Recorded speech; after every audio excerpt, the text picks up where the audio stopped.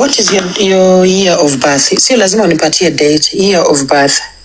Mimi nimezaliwa 70s. Wewe umezaliwa 1981. Mimi nimezaliwa 76. Kwa hivyo saizi wewe ni 43, 44 hapo. Okay, all right. So ni kama kuna mtu anaitwa alikuwa anajiitwa na jina yako. Alikuwa kwa koti, alikuwa convicted na nini crime ingine mbaya sana.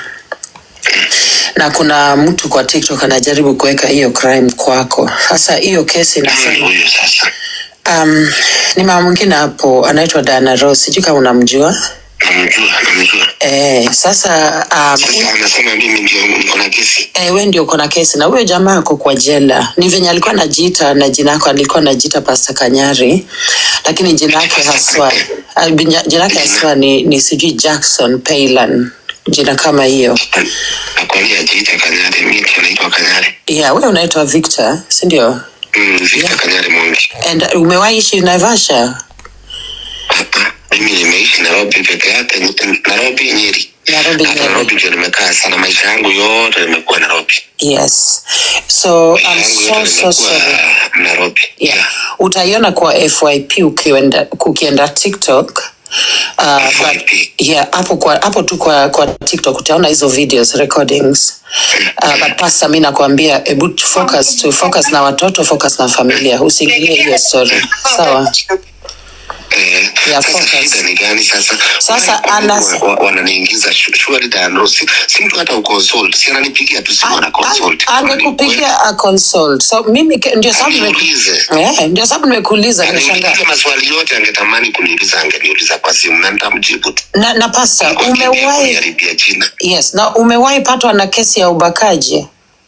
Mimi sijawahi maisha yangu yote koti gani. Pastor, I'm so sorry. Mimi hata sina kesi, hata hizi kesi za return.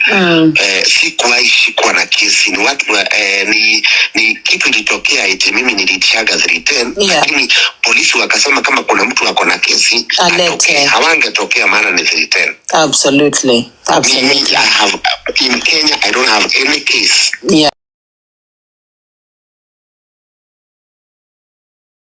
Hello guys, it's your girl Patient Status. Welcome and welcome back to my YouTube channel. If it's your first time here, make sure you hit the subscription box and put on the notification bell so that you don't forget any time I post a new video. Remember, I'm the queen of online gossip. So welcome to today's video. Don't forget to give it a like and leave a comment on the comment section.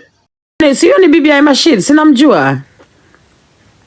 Bibi ya Mashid namjua. I think we are even friends on TikTok. I think we followed each other. You know. Nilimfollow Nyar Soja. Lady Vinya Soja co-hosting. Wacha ni mco-host mbio. Ebu nione anasema nini? Ni network yake ama ni yangu? Rachel, poa sana. The stats don't. So start mgani amemnyakua? Huyu ni kama hana nini? Ni kama hana network, kama ni mimi wadao. Ni kama hana network. Yeah, so guys, so I'm still waiting for a few people to come. Ideally, what I don't understand ni kwa nini people are so like nini mewatrigger sana mkaenda kufungua mpaka my lives, mnapiga mayowe. Guys, nini mewatrigger sana this morning? Yeah, mpaka mkaenda kufungua my lives muanze kupiga hey Jesus. Guys, what has triggered you so much that you've gone to open lives and scream? Anyway, acha nitafute FYP. Well, let me go to the FYP and find recordings nianze nazo as I wait for the judges to come in. Because yani mnakuanga triggered hivyo. Stories are your free. Ngoja. Personally, TikTok replay. Gossip and Drama Central. Uko na hizi nini natafuta? Hizi recordings. Yani mkaenda mbio. Guys, by the way, it's nice to see new bloggers. Kama kina Gossip. It's nice to see new bloggers. Maybe the blogger that gave me a name is called TikTok Trends. That is the blogger that made me famous. You know, so these days naona ako over 1 million na furahi sana. Aya. Go to Google because Google will. Huyu alikuwa anani blog hata kama na yon. Anyway, kitambo ilikuwa kimbi ingine hapo kali TikTok. Ya hata kama na yon anani blog. Hey, TikTok trends ameni blog bwana. Is an alias. Tusome hiyo what an alias is. Okay guys, what is an alias? Go to Google everybody. Sawa, to tell me what an alias is because I don't want to complicate matters for these women. I know they are slow. Block you umbwa. Inaandika hapa the guy is grieving book. Ana grieve mamako. Jinga hii. Unaniambia mtu mwenye alibaka mtoto hapa eti ana grieve. Alikuwa na grieve nini? Stupid. Guys, tap and call our judge. Please mutaende kwa FYP. Aita judge wetu, please. This is to the Vichwa Pomblos. And Vichwa Pomblos, go to Google together with me. And those of you who are here, by the way, comment section habari zenu sijawasalimia. How is everybody? Poleni sana. Poleni sana. I hope all of you are fine. How is everyone? I'm waving, saying hi to everyone. How is everyone? Tafadhali, where are you watching from? Aki simuta nipandia guest jamani. My visibility has been restricted yawa. Asanteni. I hope that everyone is fine. Hey, Daisy mupanda. Daisy yawa. So Daisy wanga napenda drama zako. Like Daisy, you're a girl after my own heart. Daisy and I love your energy. Yani Daisy, jana umeenda ukanini? Ukamwaga chai wapi? Ebu niambie. Hii haki yako ulinifukuza nikirushwa chini nasema hierarchy. Hey. Unajua nini Daisy? Mimi wanga nafanya hizo vitu kwa sababu mimi I want drama. Mimi I love drama. I'm addicted to drama. Unajua jana nilikuwa na feel ni kama I'm feeling sick. Like zero violence for how long? Waelewa. So it's just like we need a bit of drama. Alafu nikasikia kidogo umeenda kwa platform gani? Sijui umeenda kuanika nani, sijui ni Okari ama I don't even know. And these people are my friends, but I just love the drama. Guys, tupatieni drama once in a while. Yani inatuchemsha. Anyway, endelea. Lady Jacqueline, unanitakia mema kweli? Nakutakia mema, imagine. Wamesema tu watanisu. You are a girl after my own heart, Daisy, and I love your energy. Hierarchy people walikaa chini walikuwa wamesema wataenda kunisu. Yeah. And meanwhile, I am here to just say, my evidences, wherever I got them. Mimi nilisikia wakisema sijui Daisy alichukua kapiga screenshot. I did not take anybody's phone to take any screenshot. I have my evidence from my person. Na sitaki kumsema ni nani. Yeah. Ndio amefika Rafbun. Yeah, judge amefika. Judge tumekutafuta. Yeah, endelea. Yeah, unajua hii vitu imeenda. I am giving. You know what? Actually, Lady Jacqueline, this is a story maybe I have to bring it another day. Bring it to court because we want to hear this story. In fact, Mimi, I just need to see like the evidence that you sijaona kwa blogs. Unajua nimeenda kwa Daisy, Daisy, I love chai. I'm addicted. Yani I love drama. I love chai. Yani those things just excite me. You know, like you miss the tea. There is a lot to that anywhere. But the thing is, haiko kwa blogs. Kwa nini haiko kwa blogs? Nadhani blogs walifika too late. Wakati nishamwaga chai mmaliza.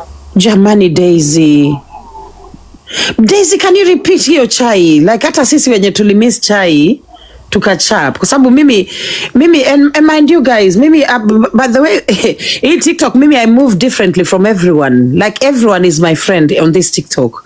Ukiona nacharazana na mtu relax. Mimi niko na dui moja hii TikTok. The rest marafiki zangu wote ukiona nacharaza mtu katu kando. I swear to God. Like jana niliamulia nani anaitwa nani? Yule anaitwa nani? Yule nani wa Canada. Bibi ya bwana ya mzungu. Arwa. Jana nilifinya Arwa karibu alie. Na ilikuwa tamu. Yani kufinya Arwa, I enjoyed it. But anyway guys, we are in court. Let me behave. You unajua ukiwa court you're not supposed to Yeah, let me behave. Meanwhile, Lady Jacqueline, niliambiwa napelekwa koti. I'm waiting for the Australian leader and Madam Mrs. Madam Fiatu Nation President. Jana alikuwa Nash anaishi Australia, anaishi US, anaitwa Magda Harris. Kuna vice president wa Australia na US president. Yeah. No, so, yeah. was joking. Well, relax. Atirocha nakulepeleka kotini for what? Relax, Daisy. I'm waiting for them to sue me. And then let me say something. Magda sitting there and calling me fake. She's a fake one person as fuck. Ananiita mimi alikuwa anasema eti Daisy is fake as fuck. Huyo Madam Hierarchy, she is one fake person mwenye hata you cannot even see. Because hapo kote mahali ameshinda akizunguka. Mind you, huyu Magda is the one mwenye alikuja kurelease stories za Bundi. If you don't know, kuna story ya Bundi walikuja kuanika Bundi pale kwa Menes the other day. And then hiyo story ya Bundi alikuja kumwanika, got it from Joy. Sorry to say that her name. I'm going to say that. Got the story from Joy. Wamemwanika and then disgracing someone, yet you're calling that person a friend. I really don't understand. Anyway, hiyo ni story for another day. Lakini inafaa urudi one of these days, like just get time, even kesho, even later on today, kuja tu ufunguke. Daisy, tutakupa platform. Uwe unafungua tu roho. Unasikia? You get me? You feel me? Yeah, I will come and open my story. Because we want to hear this thing. Mimi, I missed everything. Saa hizo nilikuwa live.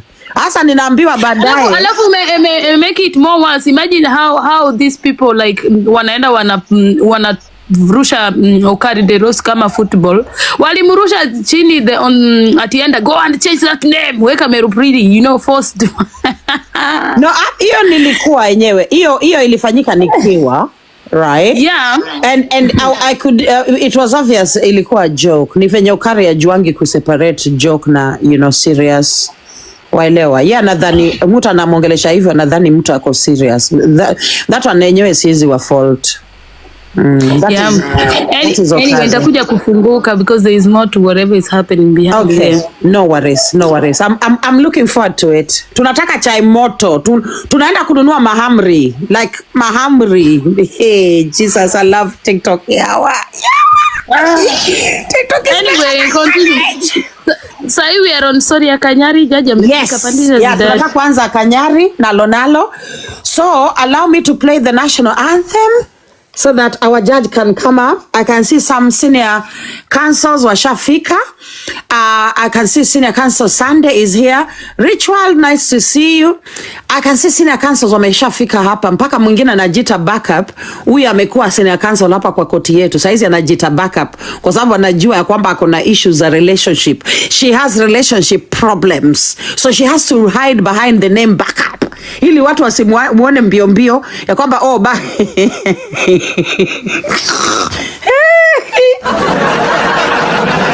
This life no easy.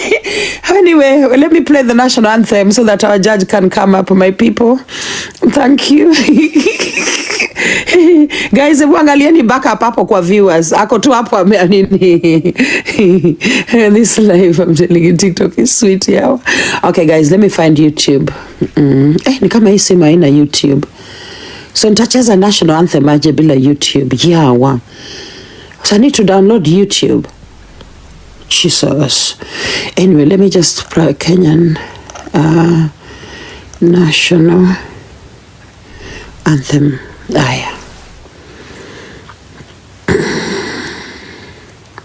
Yeah, nimepata. Okay. Pastor Kanyari, this is an emergency sitting which we had to convene. There is an issue that is pertinent that needs to be brought before the public and discussed. So that's why I decided that perhaps we should, call all the senior counsels and chief justices back to court so that this matter can be looked into, like as a matter of emergency. I have still other senior counsels coming, and I'm hoping they'll be here soon. However, Your Honor, there is a case that is currently ongoing, a case of Pastor Kanyari. The public versus Pastor Kanyari is a criminal case. It is suggested that Pastor Kanyari participated in a heinous act or where he apparently supposedly violated a child. Your Honor, documents of this case have been sent to me by a young lady by the name Mtaratara. She has sent me documentation proving, in her opinion, that indeed Pastor Kanyari was involved in harming a child. Your Honor, I do believe there is a mistake somewhere, and that is why I felt it was in order that the court can actually get a moment to listen to the kind of evidence that we have so far gathered as the Office of the Prosecution. So I will give the mic to Senior Counsel, to Chief Justice Raf Muli to say a word, but I have a lot of information that I need to present before this court, including audio evidence, Your Honor. Thank you. Greetings, TikTok ICOT. I'm aware of the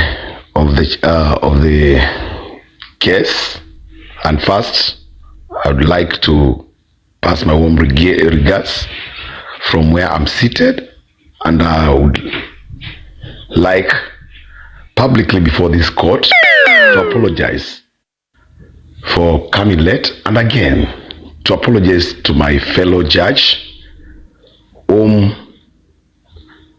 graduated in a barrister. I didn't know that he is also in the same category with me, and I ironically demeaned him on the last sitting.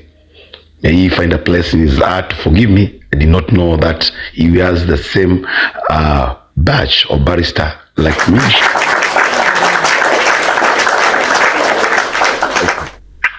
Because by the time he was graduating to become a senior Chief Justice like me, the same position, I was in a safari in Africa where I was trying to fetch for lions there and there. So if this court may admit that as an apology. Thank you. So yes, go ahead, and we are ready to listen to this case. Thank you. Thank you so much. Thank you, Your Honor. May I also welcome Chief Justice Judge Auka to this court. And Chief Justice Judge Auka, you can just take the mic and in the fashion of this court, greet the public. Thank you.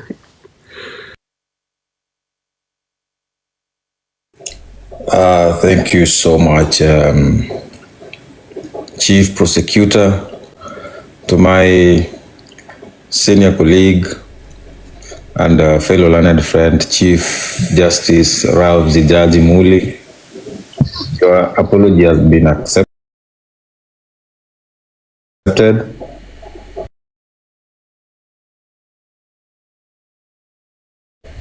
Remember, we are top tier 1 Chief Judges on this platform, 5-star rating, and this is a record we've been holding for the past 5 years. We look forward to go to 6-star judges in the next couple of years to come. Madam Prosecutor, I'm so obliged to be here with you guys today and to deliver justice to the victims. Indeed, such heinous acts should be condemned in the strongest words possible. And as a judge on this platform, we look forward to corroborate the pieces of evidence that will be tabled before us today and render very fair justice to the victims. I thank you.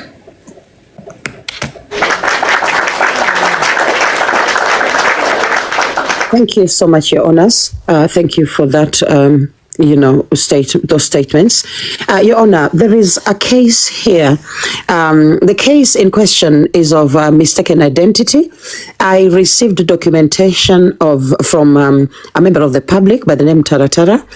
Your Honors, allow me, first of all, to play some audio evidence, as in some assertions from the accuser. The accuser here was a member of the public who brought the accusation against Pastor Kanyari, stating that Pastor Kanyari had indeed done something heinous, against a child. Now, I will first of all play an audio, a video recording of this statement by this person, before then presenting documentation, paperwork sent to me by Miss Mtaratara, and then later on I will go on and allow the court to deliberate. For now, we need lawyers representing different members of the public. Well, I mean, we need a lawyer representing Pastor Kanyari if possible, and also the victim in this case. Allow me first of all, Your Honor, to play this before this court. When people lie about things like, okay, go to Google, because Google will help dimwits like those women sitting on the platform. What is an alias? Tusome hiyo what an alias is. Okay guys, what is an alias? Go to Google, everybody. Sawa, tusome what an alias is because I don't want to complicate matters for these women. I know they are slow. Block umbwa. Inaandika hapa the guy is grieving work. Ana grieve mamako. Jinga hii. Unaniambia mtu mwenye alibaka mtoto hapa eti alikuwa na grieve nini? Stupid. Now, what do you mean by alias? This is to the virtual pomblos. And virtual pomblos, go to Google together with me. And those of you who are here, by the way, comment section, habari zenu sijawasalimia. How is everybody? Poleni sana. Poleni sana. Poleni sana. I hope all of you are fine. How is everyone? I'm waving, saying hi to everyone. How is everyone? Tafadhali, where are you watching from? I am from the East Coast, Pennsylvania. Habari zenu. Asanteni. I hope that everyone is fine. Poleni, nilianza na hasira kabla sijawaongelesha. So anyway, the reason why I've opened this live is because I hate when people lie about things like nini kubakwa na things like GBV na vitu kama mtoto kudifailiwa. Unasikia? I hate it when people come up with lies when they have not read, yani hawajafanya research at all, but wanaenda kupanua mdomo zao na mavichwa zao ziko maji kwenda kukaa kwa platform. Nachukianga wanawake kama hao. Napenda wanawake wenye wanasoma, wanaenda kufanya research. Sipendi wanawake wajinga. Kama wewe ni mjinga nachukia, because ujinga inafanya wanawake wanasema vitu za ujinga kwa hii platform. Na sipendi. Sawa? Haya. So, and by the way, siogopi kutaja majina. Ni nani amefika kwa Google akaona? So, I have a question. When you are taken to court, comment section munisaidie. Ukienda kotini, wakiwa wanakuandikia kesi ama ukikamatwa, wataandika kwa court, jina ya kwanza itakuwa jina yako ama itakuwa hiyo alias. Hebu mniandikie hapo chini. When you go to okay. Google, because Google will... Okay, so Your Honor, that is sorry, Your Honor. Sorry. So that is from a live earlier on today, where the lady in question was actually questioning the doubts that people had about the case that was brought forth against Kanyari. I will now put the case on the screen so that the members of the public can actually go through it. Allow me now to change my pictures and project the case on the screen. Okay, so I think I have it here. So I'll just, let me see if I can open it on this side. Yeah. Yes. I want to do something that I've had right on the recording. Yes, Your Honor. And my learned colleague, Oka, will tell this court if I'm wrong, but what I know about Alliance is the name that indicates, or it is used to indicate that a named person is also known or of more familiar names, right? Or a false identity. So before you play that, just know that the person who is describing or is defining the word alias is somehow confused by what she just said. And I quote what she said, it's a different name, often a pseudonym assumed by a person to hide their identity. But it can also refer to a shortcut command in computing or alternative name for a person or a thing. And she clearly asked the panel where she was hosting, if someone goes to court, do you start with the alias or the real name? In that case, it is used. That was Jackson something, alias Kanyari. So I want us to stay put on that. Auka, are you still there? Thank you. I want you to note that error. Thank you. Go ahead, Okay, thank you so much. And I also want to recognize the presence of Senior Counsel Muhatsi Jr. in court. Senior Counsel Muhatsi, welcome. Feel at home. Thank you. All right, so Your Honor, I have this, the case is currently on our screen, and I'm going to, because I cannot see it clearly on the screen, I'm going to read it on another equipment. Now, the case here is between Jackson Palin, whose alias is actually Pastor Kanyari. That's their appellant, and this is against the Republic of Kenya. And it is a case,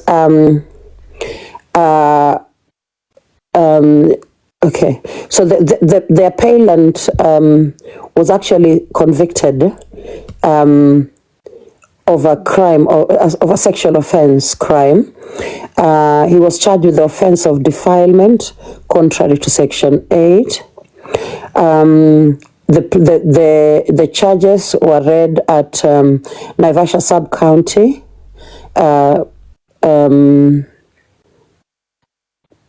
don't know, whether it's a magistrate court, but then it was in Naivasha, Nakuru County. And I'm just going through the documents, Your Honor. And this document is actually the appeal. The appellant, the convicted felon was actually appealing against his conviction, and he was pleading not guilty. So this is the document that has been circulating on social media, according to this document, the gentleman, I'm just going to read parts of this document. That apparently the victim was 4 years old, and this notification shows that the victim was born in May 17th, 2013. That means this crime took part around 2017, if the victim was 4 years old. And then there are names that have been indicated here about this particular victim. I can go actually straight to the information about the appellant, and actually find out the age of the appellant. In the present case, the records show that the appellant was given an opportunity before the trial court to tender mitigation, wherein he stated that he was 50 years old, married with children, and that his family was suffering. The trial court, on the other, noted it had considered the appellant's mitigation, and the Supreme Court's decision of Francis Karioko Muruatetu versus the Republic, Supra, but took into account that the offense was heinous and should be punished to deter would-be offenders. Okay? On the other part of this court, I cannot add more, save to emphasize that the court is unable to fathom how a 50-year-old man in the person of the appellant could have the audacity to defile a 4-year-old child. This is beastly. The injuries inflicted on the child shall remain a sour memory for the rest of her life. They have totally ruined her life. The least that courts should do to such persons is completely remove them from the society so as to cushion helpless children from such beastly acts. Okay, so according to this document is actually dated, if you guys can see from the screen, Your Honors. It is dated May 26th of the year 2022. And according to the information that I've presented before the court, the child having been born in 2013, it means that the offense took place in 2017. So by 2022, the gentleman was now 50 years old, meaning the current age of this gentleman is therefore around 53 years old, Your Honor. Now, according to the public, the TikTokers, this Pastor Kanyari is the same Pastor Kanyari who happens to be a TikToker. Now, we have stated very clearly that the person published in this document, he calls himself Pastor Kanyari as an alias. Jackson Palin is his real name, but he calls himself Pastor Kanyari. So my question is, Your Honor, how do we go about this case in a way that we will find justice for whoever is aggrieved? I will pass the mic to senior counsels and also the judges.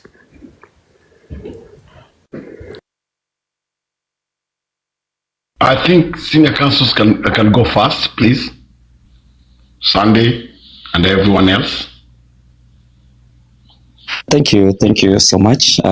Thank you so much, our able judge, all the judges on the bench. That is our able judge Ralph Muli and Judge Auka. Thank you so much, Madam Prosecutor. I would really want to know, because you see the name as it is spelled on the document, it's Jackson Palin. So I would really want to know if we can have the real identity of this person, if actually it's confirmed to be the said Pastor Kanyari that is known as TikToker. Then from there, we can, if there are findings, then we can have the findings as well, to the way it was that the case was done and the investigations that were done, so that we go with the findings that were there. Then if it was done in accordance,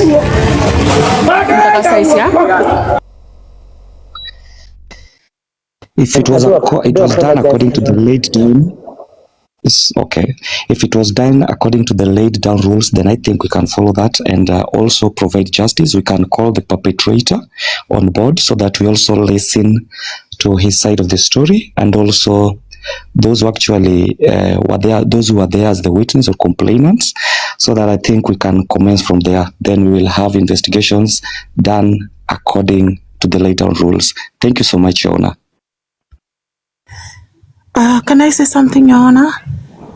Yes, I believe the judge will be okay with that. Thank you. Go ahead, DCIO. Okay, thank you so much. My name is DCIO, TikTok High Court, and I've been investigating this matter, and according to me, there is a mistaken identity.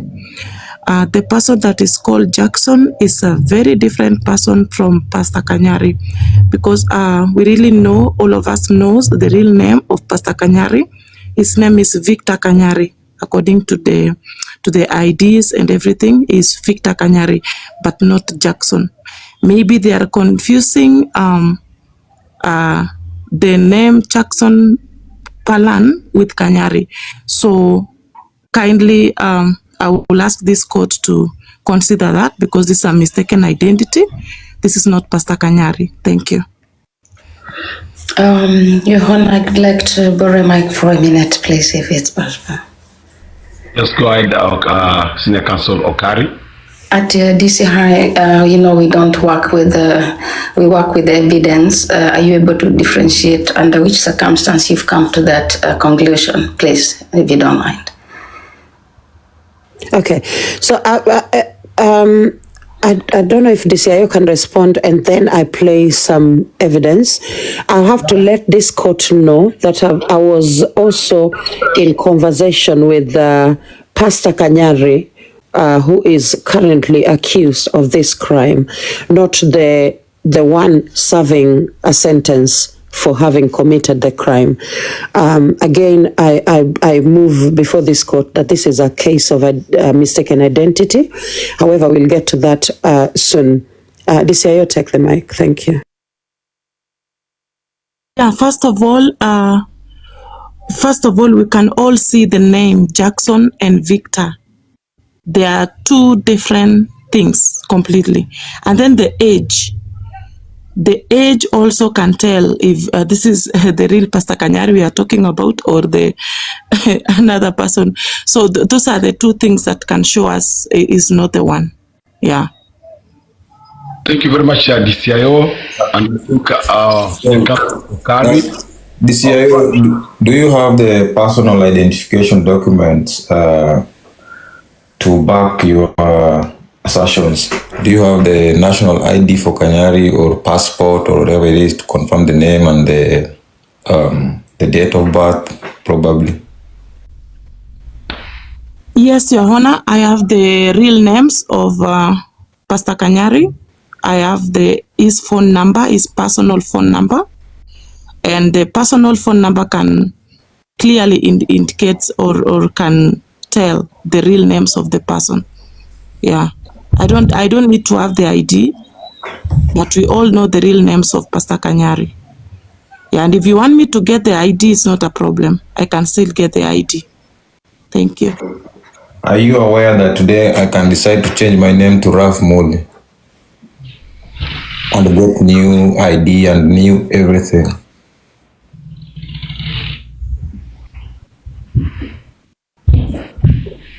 So, Your Honor, do you mean that you can change your name today, and with that new name, you'll be able to process new identity cards, including birth certificates? Of course. Okay. All right. Possible. Okay. All right. So, Your Honor, allow me to play a recording, because this is, I know this is, I don't know that Judge Muli will call it a first hearing, I don't know, but there is some information that I need to play out to you. May I approach before, kindly? At this, we are still doing submissions because this case will be hard. But again, I would also like to agree with my fellow Judge Auka that yes, it is indeed possible to change names, but you can never change. I want him to put into consideration that being a judge like me and having gone to law school, you cannot change name when you have a criminal record. You cannot change at all.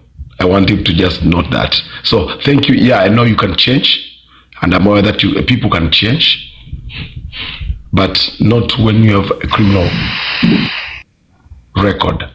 Thank you. Go ahead, Madam Prosecutor. Okay, thank you. I think Senior Counsel Sunday needs to approach. So thank you, Senior Counsel. Take the mic. Thank you so much. Thank you so much, Honorable Judge and Madam Prosecutor.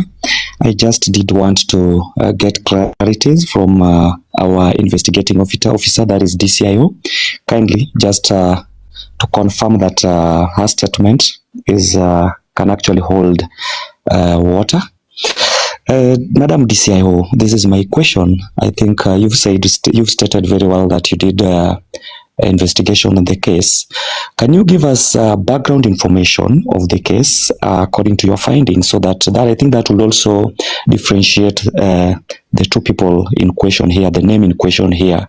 I think, and also that will give us clear information of actually whom the perpetrator could be. That is according to the identity, the mistaken identity that we have on board. Thank you so much.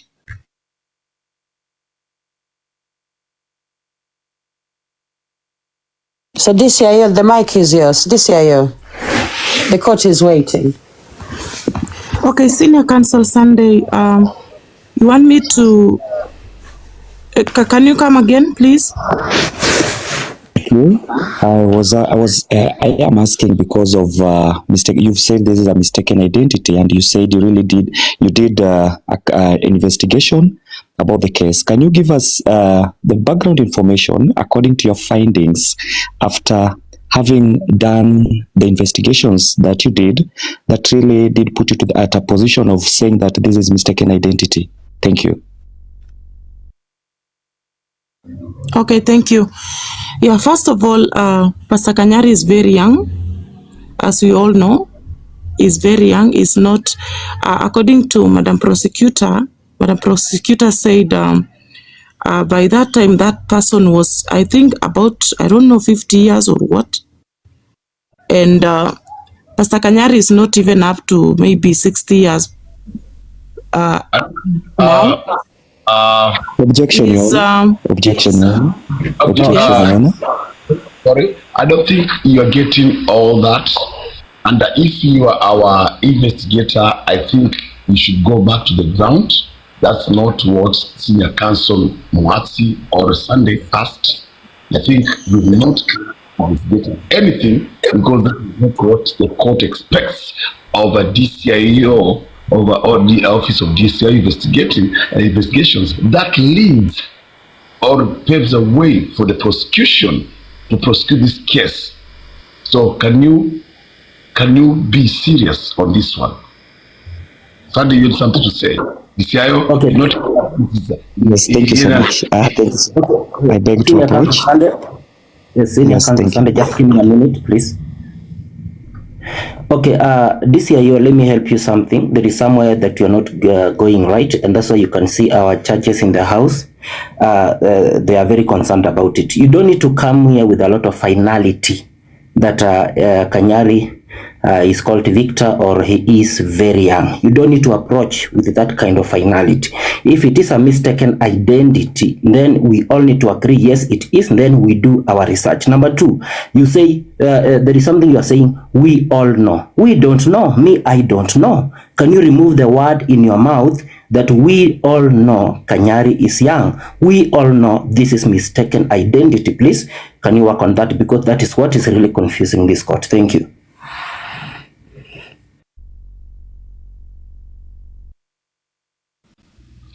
Senior Counsel Sunday. Thank you so much, Your Honor. Thank you so much. I did object simply because my question, I think, DCIO, Madam DCIO didn't get my question well. My question was, DCIO, because you've said that this is mistaken identity, that is according to your investigation. Now, my question was, according to the allegations placed in this court today, can you kindly tell us, because you did an investigation that you came up with some findings, can you give us background information of that investigation? That is what actually transpired that led to your conclusion that this is a mistaken identity. So what I expect you to to give to us tonight in this court is, when I was doing investigation, this is the case that I was brought, and these were my concern. Then this is what I found out that made me conclude that the said perpetrator is a mistaken identity to the person known to the public. So kindly tell us your findings, investigations venye ilianza, tukio lenye litokea, ndio uweze kujua kwamba si yeye. Kindly. Okay, Mr. Sunday. Mr. Sunday, I've already explained everything, and the reason why I'm saying I know this person on a personal level. I know Pastor Kanyari on a personal level, yeah. And then the names also, I just explained, the names Jackson, sio ya Pastor Kanyari. The name Jackson, the Jackson I know is brother to Kanyari, which I don't know if is the one you guys are mistaking him with Kanyari or what, but the name Jackson I know is very different from Kanyari. Kanyari is Victor, the brother is Jackson. So that's my findings, Your Honor. Apart from that, maybe if you need further clarification or anything, maybe later. Yeah. But the names Jackson are not Pastor Kanyari. Pastor Kanyari is Victor Kanyari. Those are the enough evidences that can show it's not Madam Desiayo, I can actually help you. Allow me to play. I think I think what the senior counsels are saying, it seems as though you're going back on the ground and you're going to do more further investigation. But allow me to play. I don't know if the judges can allow me to play this recording of a conversation between myself and Pastor Kanyari. Is that okay, Your Honor? Yes, but I proceed. Okay. Right. Okay. All right. Thank you. Nataka nijue, Pastor, what is your year of birth? Sio lazima unipatie date, year of birth. Mimi nimezaliwa 70. Wewe umezaliwa 1981. Mimi nimezaliwa 76. Kwa hivyo saizi wewe ni 43, 44 hapo. Okay, all right. So ni kama kuna mtu anaitwa alikuwa anajiitwa na jina yako, alikuwa kwa koti, alikuwa convicted na nini crime ingine mbaya sana, na kuna mtu kwa TikTok anajaribu kuweka hiyo crime kwako. Sasa hiyo kesi inasema ni mama mwingine hapo anaitwa Dana Rose, sijui kama unamjua. Sasa anasema mimi ndio niko na kesi. Wewe ndio uko na kesi na huyo jamaa ako kwa jela. Ni venye alikuwa anajiita na jina lako alikuwa anajiita Pastor Kanyari, lakini jina lake haswa ni sijui Jackson Paylan, jina kama hiyo. Nakwambia jiita Kanyari, mimi naitwa Kanyari. Yeah, wewe unaitwa Victor, si ndio? Victor Kanyari Mwangi. And umewahi ishi Naivasha? Mimi nimeishi Nairobi peke yake, Nairobi Nyeri. Nairobi ndio nimekaa sana, maisha yangu yote nimekuwa Nairobi. Yes. So I'm so sorry. Nairobi. Yeah. Utaiona kwa FYP ukienda TikTok. But yeah, hapo tu kwa TikTok utaona hizo videos recordings. But Pastor, mimi nakwambia focus na watoto, focus na familia, usiingilie hiyo story. Sawa? Sasa wananiingiza shwari dano, si mtu hata uconsult, si ananipigia tu simu na consult. Angekupigia a consult. So mimi ndio sababu nimekuuliza nimeshangaa. Maswali yote angetamani kuniuliza angeniuliza kwa simu na nitamjibu. Na Pastor, umewahi? Yes, na umewahi patwa na kesi ya ubakaji?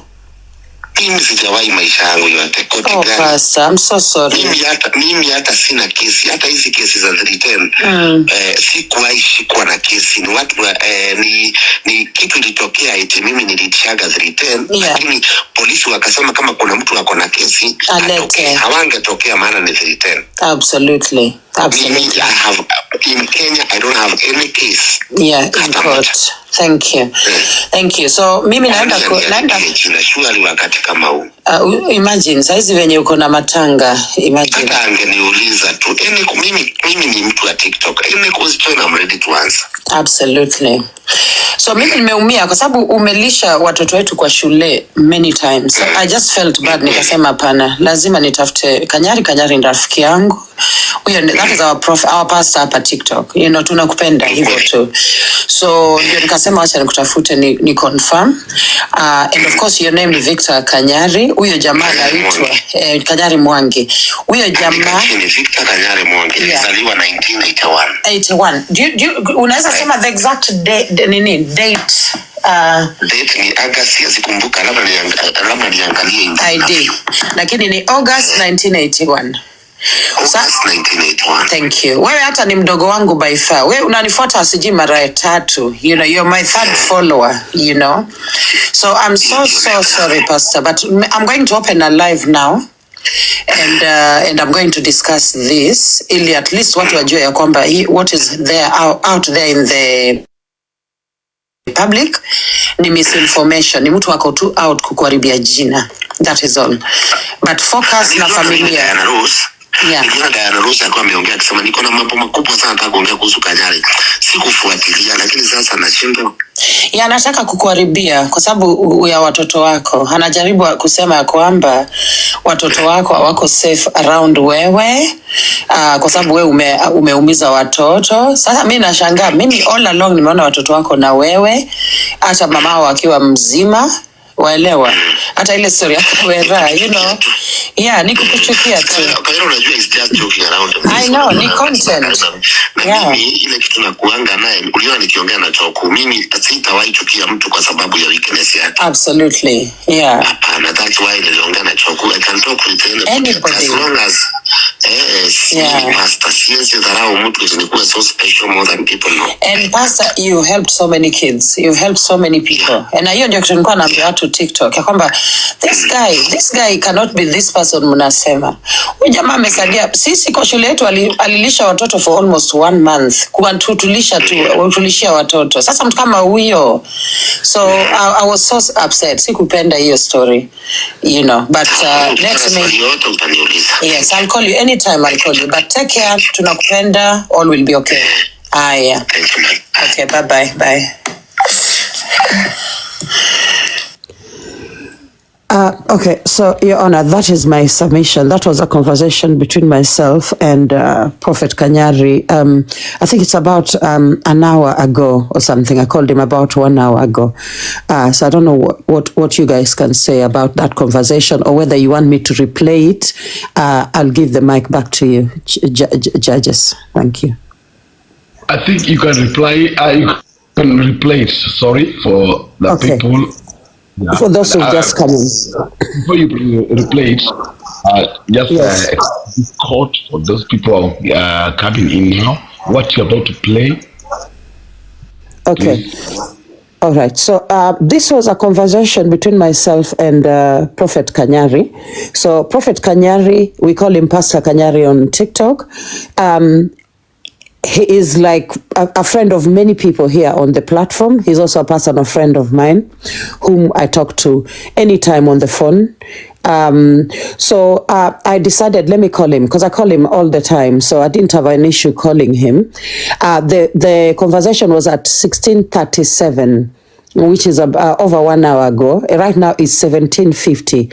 So an hour, 15 minutes ago, I did call him because I wanted to hear from the horse's mouth, because the issues, the misinformation flying out there are so dangerous for his image.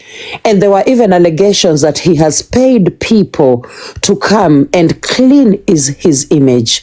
And I thought this is wrong. This information that is being shared in the public is so falsified. And that is why I called him. Okay, so I'm going to play it again. Nataka nijue, Pastor, what is your year of birth? Sio lazima unipatie date, year of birth. Mimi nimezaliwa 70. Wewe umezaliwa 1981. Mimi nimezaliwa 76. Kwa hivyo saizi wewe ni 43, 44 hapo. Okay, all right. So ni kama kuna mtu anaitwa alikuwa anajiitwa na jina yako. Alikuwa kwa koti, alikuwa convicted na ni crime ingine mbaya sana. Na kuna mtu kwa TikTok anajaribu kuweka hiyo crime kwako. Sasa hiyo kesi inasema ni mama mwingine hapo anaitwa Diana Ross. Sijui kama unamjua. Namjua. Sasa anasema mimi ndio niko na kesi. Wewe ndio uko na kesi na huyo jamaa ako kwa jela. Ni venye alikuwa anajiita na jina lako alikuwa anajiita Pastor Kanyari. Lakini jina lake haswa ni sijui Jackson Paylan. Jina kama hiyo. Nakwambia jiita Kanyari, mimi naitwa Kanyari. Yeah, wewe unaitwa Victor, si ndio? Victor Kanyari Mungi. And umewahi ishi Naivasha? Mimi nimeishi Nairobi peke yake, Nairobi Nyeri. Nairobi ndio nimekaa sana, maisha yangu yote nimekuwa Nairobi. Yes. So I'm so sorry. Nairobi. Yeah. Utaiona kwa FYP ukienda TikTok. But yeah, hapo tu kwa TikTok utaona hizo videos recordings. But pastor, mimi nakwambia focus na watoto, focus na familia, usiingilie hiyo story. Sawa? Shida ni gani sasa? Sasa wananiingiza surely diagnosis. Si mtu hata uconsult. Si ananipigia tu simu na consult. Angekupigia a consult. So mimi ndio sababu nimekuuliza nimeshangaa. Maswali yote angetamani kuniuliza angeniuliza kwa simu na nitamjibu. Na pastor, umewahi patwa na kesi ya ubakaji? Mimi sijawahi maisha yangu yote. Pastor, I'm so sorry. Mimi hata sina kesi. Hata hizi kesi za 310. Sikuwahi shikwa na kesi. Ni watu ni kitu ilitokea eti mimi nilichaga 310. Lakini polisi wakasema kama kuna mtu ako na kesi atoke. Hawangetokea maana ni 310. Absolutely. In Kenya, I don't have any case. Yeah, in court. Thank you. So mimi naenda shwari wakati kama huu. Imagine saizi venye uko na matanga. Imagine. Hata angeniuliza tu. Mimi ni mtu wa TikTok. Any question I'm ready to answer. Absolutely. So mimi nimeumia kwa sababu umelisha watoto wetu kwa shule many times. So I just felt bad, nikasema hapana, lazima nitafute Kanyari ni rafiki yangu. Huyo that is our pastor hapa TikTok. You know, tunakupenda hivyo tu. So ndio nikasema acha nikutafute ni confirm. And of course your name is Victor Kanyari. Huyo jamaa anaitwa Kanyari Mwangi. Huyo jamaa ni Victor Kanyari Mwangi. Alizaliwa 1981. Do you unaweza sema the exact date date ni August, sikumbuka, labda niangalie ID. Lakini ni August 1981. August 1981. Thank you. Wewe hata ni mdogo wangu by far. Wewe unanifuata siji mara ya 3. You know, you're my third follower, you know. So I'm so sorry, Pastor, but I'm going to open a live now. And I'm going to discuss this ili at least watu wajue ya kwamba what is there out there in the public ni misinformation, ni mtu wako tu out kukuharibia jina. That is all. But focus na familia. Niliona Diana Rose alikuwa ameongea akisema niko na mambo makubwa sana nataka kuongea kuhusu Kanyari. Sikufuatilia lakini sasa nashindwa. Anataka kukuharibia kwa sababu ya watoto wako. Anajaribu kusema kwamba watoto wako hawako safe around wewe. Kwa sababu wewe umeumiza watoto. Sasa mimi nashangaa, mimi all along nimeona watoto wako na wewe, hata mamao akiwa mzima. Waelewa hata ile story yako wera, you know. Yeah, niko kuchukia tu. Unajua is just joking around. I know, ni content. Mimi ile kitu na kuanga naye, uliona nikiongea na Choku, mimi sitawahi chukia mtu kwa sababu ya weakness yake. Absolutely. Yeah. And that's why niliongea na Choku. I can talk with anybody as long as pastor sisi dharau mtu nikuwa so special more than people know. And pastor, you helped so many kids. You've helped so many people. And hiyo ndio kitu nilikuwa naambia watu TikTok ya kwamba this guy cannot be this person. Nasema huyu jamaa amesaidia sisi kwa shule yetu, alilisha watoto for almost 1 month tulishia watoto. Sasa mtu kama huyo, so I was so upset, sikupenda hiyo story, you know, but let me yes, I'll call you anytime. I'll call you, but take care, tunakupenda, all will be okay. Aya, okay, bye. Okay, so Your Honor, that's the end of it, and I give the mic back to you. Welcome, Chief Justice Judge Cinderella. Welcome. Yeah, thank you very much for that exhibit. For that exhibit. However, my fellow judges, Chief Justice Auka, Judge Cinderella, you know that in that conversation, Kanyari doesn't remember his date of birth, but he knows it's August. And it's evident that just the other day, people held birthday here on TikTok. So it's a little bit tricky there. So I hope you also noting, because this court goes with nothing but the truth and justice only. So that part I didn't find it clear.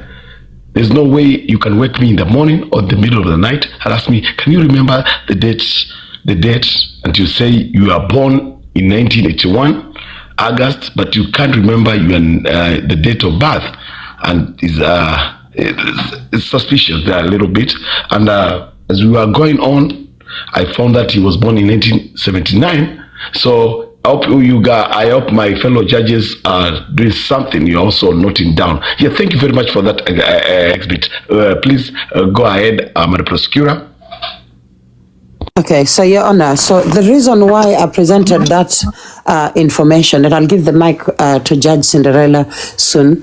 The reason I presented that information was because the accused in this case is 53 years old. You know, in the case that is in the convict in this case that is going around on TikTok is a 53-year-old man.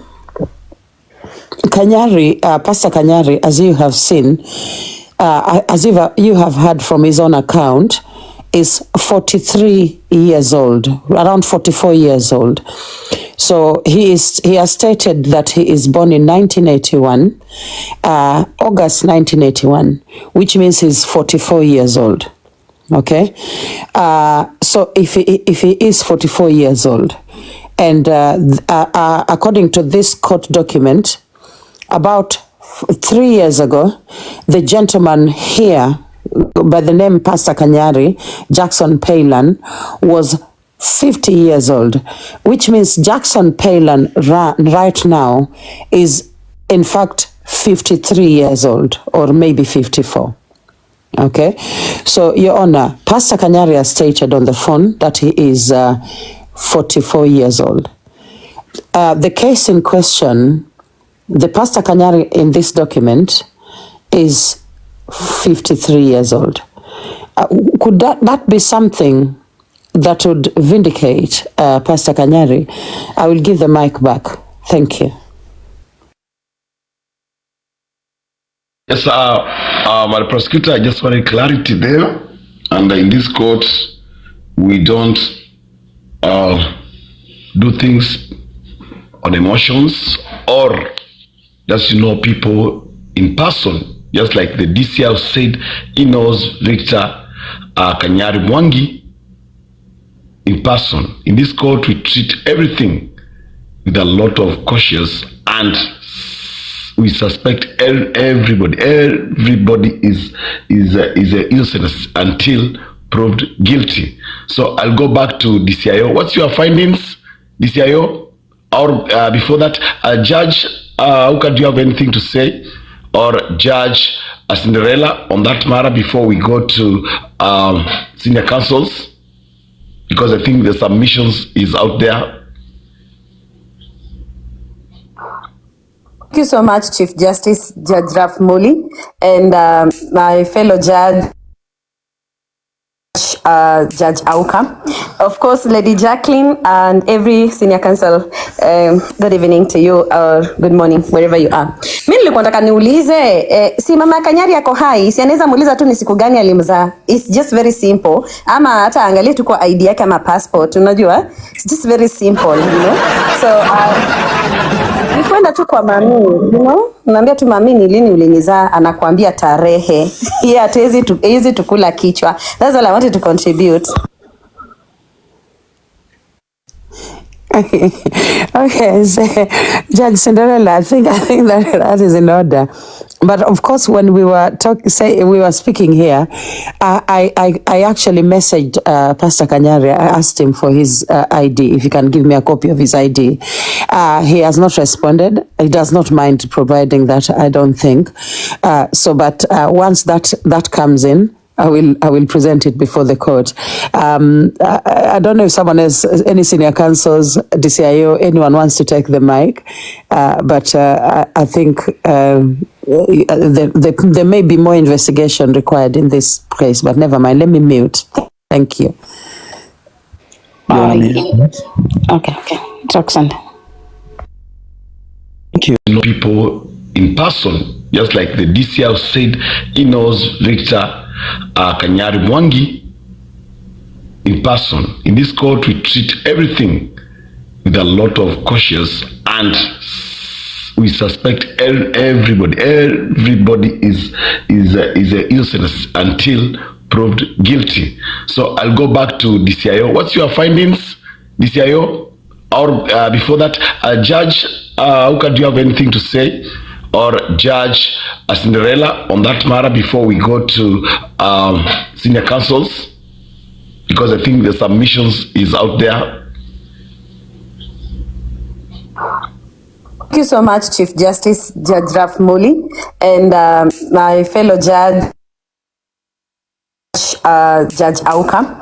Of course, Lady Jacqueline and every senior counsel, good evening to you, or good morning, wherever you are. Mimi nilikuwa nataka niulize, si mama Kanyari yako hai, si anaweza muuliza tu ni siku gani alimzaa. It's just very simple.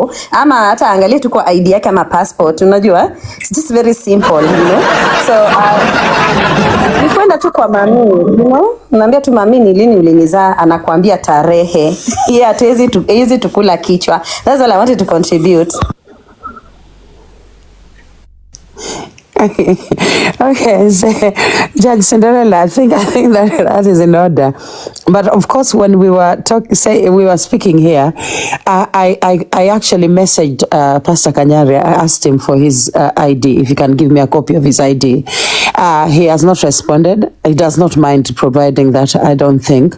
But once that comes in, I will present it before the court. I don't know if someone else, any senior counsels, DCIO, anyone wants to take the mic, but I think there may be more investigation required in this case, but never mind. Let me mute. Thank you. Okay. Roxanne. Thank you so much, Your Honor. Thank you so much, our able Madam Prosecutor. I think always for a case to be called a case, there must be a complainant. We must have a perpetrator in this. And according to this, I think there's that person who is alleging that the perpetrator is the one known to the public. That is the said Pastor Kanyari that we know. And I would actually request if the person that really did allege will be brought so that she also tables her evidence so that we can also weigh both. If she has the evidence and the investigation that she's done, and the DCIO, as she did say before, that she did enough investigations that led her to saying that this is mistaken identity. And that's why I did that. I did ask for background information about the case. The only thing that she gave was background information about the alleged perpetrator. I think maybe she didn't get my point. And when we have the complainant and the perpetrator on board, then I think it will be good, and we might come to some findings out of that. Thank you. Thank you very much, and thank you very much, Senior Counsel Sunday. I also wanted to notify or to direct this court that this case is a huge case. And again, the charges are really big. Now, Madam Prosecutor, you say that the person who is pressing these charges is Mutaratara. Can you explain to this court where she is at and why she brought all this here for the matters of clarity? Madam Prosecutor. Okay. All right, Your Honor. So, Mutaratara is not the one pressing. So, she did call me. We were in conversation with her on the phone. Just moments after I had had the conversation with Pastor Kanyari, because I took it upon myself to do my own investigation and try and get to the bottom of this story. And what happened was that Mutaratara did send me the documentation, which I did not have. So I do appreciate her for that. You know, so she sent me this case in my WhatsApp, and then I was able then to come to court with it, alongside the recording of the conversation that I had with Pastor Kanyari, Your Honor. Thank you. Thank you very much for that clarification. And I understand that Pastor Kanyari is one of our TikTokers, and during your conversation, I noted that he said that he is ready to answer any question, despite that he's also mourning. And would you be in a position, or the director of investigation, would you guys be in any position to at least bring Kanyari for just few minutes? Just like not more than 10 minutes. Can you work on that, please? I don't know whether that's possible with the funeral. I don't think so, Your Honor. I wouldn't actually make that request. You know, I think that would be too invasive of me. However, I do know that he can attend court after the funeral. I do know that he may be able to attend court. But I don't think, yeah. Can you play that recording again? There's a place where he said, if, because you notified him that you are going live, and he said, yes, he did. Can answer anything. Taking his 5 minutes. Okay. Time, okay. So would you like to talk to him on the phone? Would you be able to question him on the phone without him coming to TikTok? Yes, no problem. Okay. And bloggers, make sure that you are recording. No interruptions, please. Can Auka, are you there? Where is Auka? Because also when I ask one question, you ask the other question. Cinderella. I'm listening. Okay, we'll be taking turns to ask questions once he's put online. So thank you very much. So Cinderella, you'll go first. Auka, then I'll go next. Okay. Your Honor, what if we just have one? Yeah, okay. Okay, can I do it? To differ, because most of us are not known to him, and we can't just come in and start questioning, right? He's mourning, right? So maybe if one person can ask, alafu mimi, I've just come in now. I'm just listening. Don't need familiar, you know. He knows me. Kanyari knows me, and he knows I'm no nonsense person. So he's been here before. Yeah. So he knows me. I will ask those questions, guys. Thank you. Okay. Madam Prosecutor. Your Honor, I have to switch phones. Yes. Allow me to switch phones. So it's just a matter of the live may drop you and other members of the judiciary, but it may not. It may not. So I'm just swapping phones so I can make the phone call easily. Thank you. No problem. As she's doing that, guys, just know that not only that Kanyari is being accused of the R word by. This is we all believe is a mistaken identity, as it is.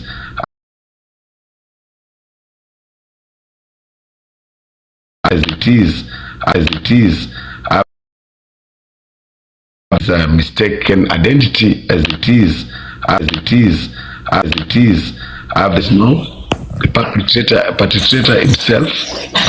And again, we also have the second case, whereby Peter Kioi publicly said that Tash is the one who killed Betty Bayo. So we see, that's why we want to question this, because it's a lot coming up. So yeah, if Peter Kioi is also around, tukimaliza hii aletwa kwa kotini. Go, Sandy, you wanted to say something. How could you have anything to add? Yes, Your Honor. Approach, kindly. Go ahead. Your Honor, I beg to differ a little. Before bringing the alleged perpetrator on board, that is Pastor Kanyari. Would we have the complainant side so that we get to question the complainant, and I think from that we can actually have enough questions to ask Pastor Kanyari kindly. That is all I had. Good question. However, you know very much that the complainant is one Diana Rose, and you know Diana Rose can never come here because they have issues. She has issues with the court or Lady J. So with that, we just proceed with questioning Kanyari. The other, the part of Diana Rose. The part of Diana Rose. So thank you very much. So, Your Honor, the screen, I can easily see everybody on the screen, but those in the comments cannot see any of you. Like it's coming out as black. So allow me to drop each person, and then I bring you back up again. I do apologize if... No problem. No problem. Yeah, okay. Thank you so much. Thank you, Your Honor.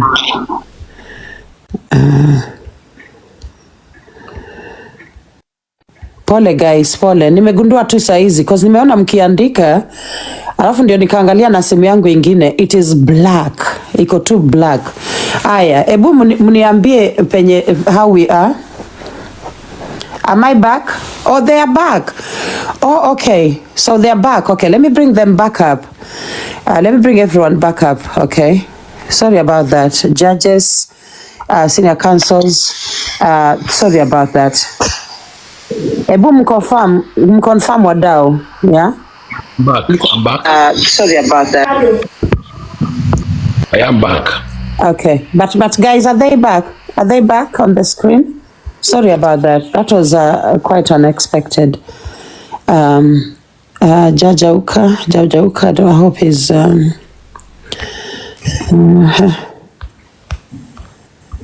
Okay, Judge Auka ni kama ameanguka kabisa. All right. So now, Judge, are you sure? Members of course, they are back. Thank you so much. Osako Chai. Am I back? I'm still Chai? Niko Chai ama nimerudi? Sionekani? Sasa mimi ndio niko Chai. Yeah, but we see it. Yeah. Okay. So for me, you don't need to see me. So allow me just to put the judges up juu. So that at least judges wakuwe juu. Mimi ni sio lazima mnione guys. Because ni kama either wananiona ama wanaona watu wako kwa guests. So I'd rather msinione lakini muone watu wengine. The question is, can they hear you though? Yeah, naona niko Chai. But guys, can you hear me? Bora mnanisikia? Down there, for comment section, can you hear Lady J? Can you hear Madam Prosecutor? Yeah, okay, they say yes. Okay, all right. Let me try and change the effects again. Maybe it will help. 1 minute. Let me change the picture one more time. Itasaidia. All right. So, Judge, are you sure we need to call Pastor? Because I feel that maybe the timing is wrong. I don't know what you feel. I feel like I don't feel like it's something that is necessary. Naomba kusema kitu, Madam Prosecutor. Yes, please. Or DCIO, you can call him. Yeah. I forgot about that. Okay, Madam Prosecutor, thank you so much. Mimi Kenya naweza omba tu hii koti tumpatie Pastor Kanyari humble time to mourn because is mourning, and already I know judges watasema, but already tushajua na tushasikia kutoka kwake that is not the one. So kindly we can continue because even the complainant is not here. So and Pastor Kanyari has cooperated. We don't know even who is the complainant. I don't know if it is the Diana Rose. Ni mtoto wa Diana Rose alirepiwa ama kuna complainant mwingine apart from Diana Rose. I don't know because both sides, we need to hear both sides. We cannot deal with one side. So we need the complainant here and the accused. So kama hakuna complainant, already the other part has already has cooperated. So I don't think kuna kesi So naomba tu hii koti itupilie mbali hiyo kesi kwa sababu tushajua it's a mistaken identity, unless complainant anakuje na tulete Pastor Kanyari akuje identify if Pastor Kanyari is the person who raped the daughter. Thank you. But, I'm sorry to say this. I think of late as a judge nimekuwa nikiongea na ninaonekana kama naongea vibaya, but will I be in order, senior counsels, to deem DCIO in this case as one incompetent DCIO, because she's the one who is supposed to lead this case, because she has been doing investigations and brought it forward to the office of prosecution. Will I be wrong when I say she is incompetent? This is all for the senior counsels to answer, please, kindly. How can an investigator, a whole DCIO, say she wants the case to be thrown out and she's the one investigating the case? Senior counsels, please, or Auka, what do you think of that? Judge Auka and Judge Cinderella? May I approach on the same, Your Honor? Yes, please. Your Honor, I will support that 100% because when I did ask her, she was claiming that she did enough investigations concerning the issue, but she can't give us background information to her findings. As at now, she's concluded that we all know. I don't know how we know it, but myself, I'm not aware that this is mistaken identity, and that is what we are here to find out. So if she can actually substantiate, if she can tell us into details what she discovered along when she was conducting her investigations, because she's giving it things in a nutshell. So I would wish atuambie wakati nilipata hii kesi nilianza investigation from ABCD, nikifika mahali fulani, these are the findings, mwenye alifanya ilikuwa mwaka fulani na mwenye alifanyiwa ni hivi na hivi na hivi. When you have such background informations, then we can actually come in terms with what you're telling us, that this is mistaken identity. You know, you cannot come here with nothing tabled and you want us to believe your findings. So Madam DCIO, can you come up with something that we can actually listen to your findings as an investigator that will actually make us understand that this is a mistaken identity? But if you talk without anything tabled to justify your information, then I think you are a person of interest in this case. Thank you so much, Your Honor. Thank you very much, Senior Counsel Sunday. Other Senior Counsels, Judge Auka, I think you missed something about the DCIO. I think she can, you had it, right? Yeah. Okay. First and foremost, I would say that I'm bamfuzzled and discombobulated by the shenanigans surrounding the person you have entrusted with investigation of such a matter. It is true that DCIO has been incompetent since ab initio, like since the beginning of this court, because I said what we want is to corroborate all the evidences that are presented here, you know. So can Madam DCIO elaborate step by step on how she arrived to a conclusion that this is a case of a mistaken identity, you know? Otherwise, we'll be forced to make adverts outside there to look for new investigative officers because she has proven very incompetent. I thank you. Thank you very much. Thank you so much, Judge. Thank you so much. Thank you so much, Chief Magistrate, Judge Auka. What's your take on that, Judge Cinderella? If you are here, I can't see well. Is Cinderella? Yeah.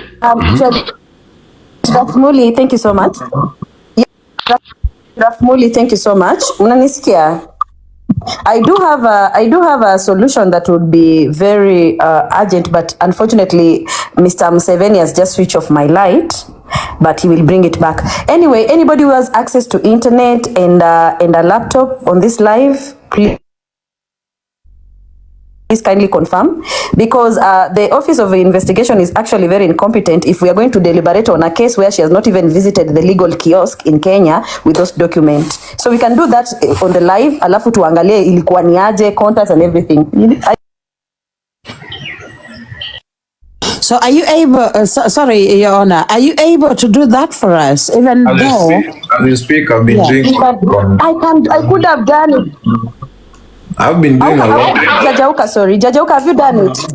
I've visited so far 2 pages, the Kenya Law Reports and Sharia Hub. I've done this. Jajauka. Yes. Jajauka, just search on the search bar for the legal kiosk. I use search sources. The link first. Let me get the link and then I'll give you. This is called Sharia Hub, and we also have the Kenya Law Reports. There's a one-stop place for all cases that have been brought to any court in Kenya. And indeed, It was Jajauka. There's Jackson. There's this case which Lady J just Jackson Pilan alias Pastor Kanyari versus Republic, criminal or whatever. And the only question I have, Madam Lady J, was that when did Pastor Kanyari, because this case, it dates back to 2017. That is when the offense was committed in 2017. 2017, yes. So yes. I just wanted to ask, at what point did Victor or Jackson, so I don't know who is who, started to use the name Pastor Kanyari? Okay, so I can, Your Honor, I can actually play the recording, our conversation with him, back to you, and then you'll actually pick that from the conversation. Okay. Yeah, I can do that straight away if that is okay. Go ahead. Okay, all right then. Let me do that. I will mute for 1 minute, but continue talking if you can. You can go through the document if you want. 1 minute. This actually a ruling. With all due respect, if you can read for us. Jajauka, with all due respect, if you can read for us. Okay, it says Jackson Paylan alias Pastor Kanyari versus Republic, criminal appeal. Are we on the same page? Is this the same thing we are talking about? If you can clearly see on my screens. Expand. Moderators, kindly expand Judge Rafmuli. Let's see. Hi guys, I don't know the procedure of this court. I didn't want to interrupt, but Ralph Muli, I want to send you the latest, the appeal and the verdict, and you can read through it. Yeah. I don't know. I wanted to send through Lady Jacqueline because we are friends. I don't know if she's available. Yes, I send it to the Office of Prosecution. That is Lady Jacqueline. I wanted you to confirm, or is this the same thing we are talking about? Yes, Arapumuli, because that is, I know what you have just opened. Let me just update you guys, because there's a final appeal and there's a ruling that we have just been handed over from the Kenya Law Society. And on that judgment, while you are reading it, please take note of page 2, and you page 2 of it, you will be able to see that they said Peter Kanyari, Kanyari on that case is still at committee prisons. So Lady Jacqueline, just take note of that, and I'm sending it to your inbox just now. I think it's best you actually read the details of that to us, please.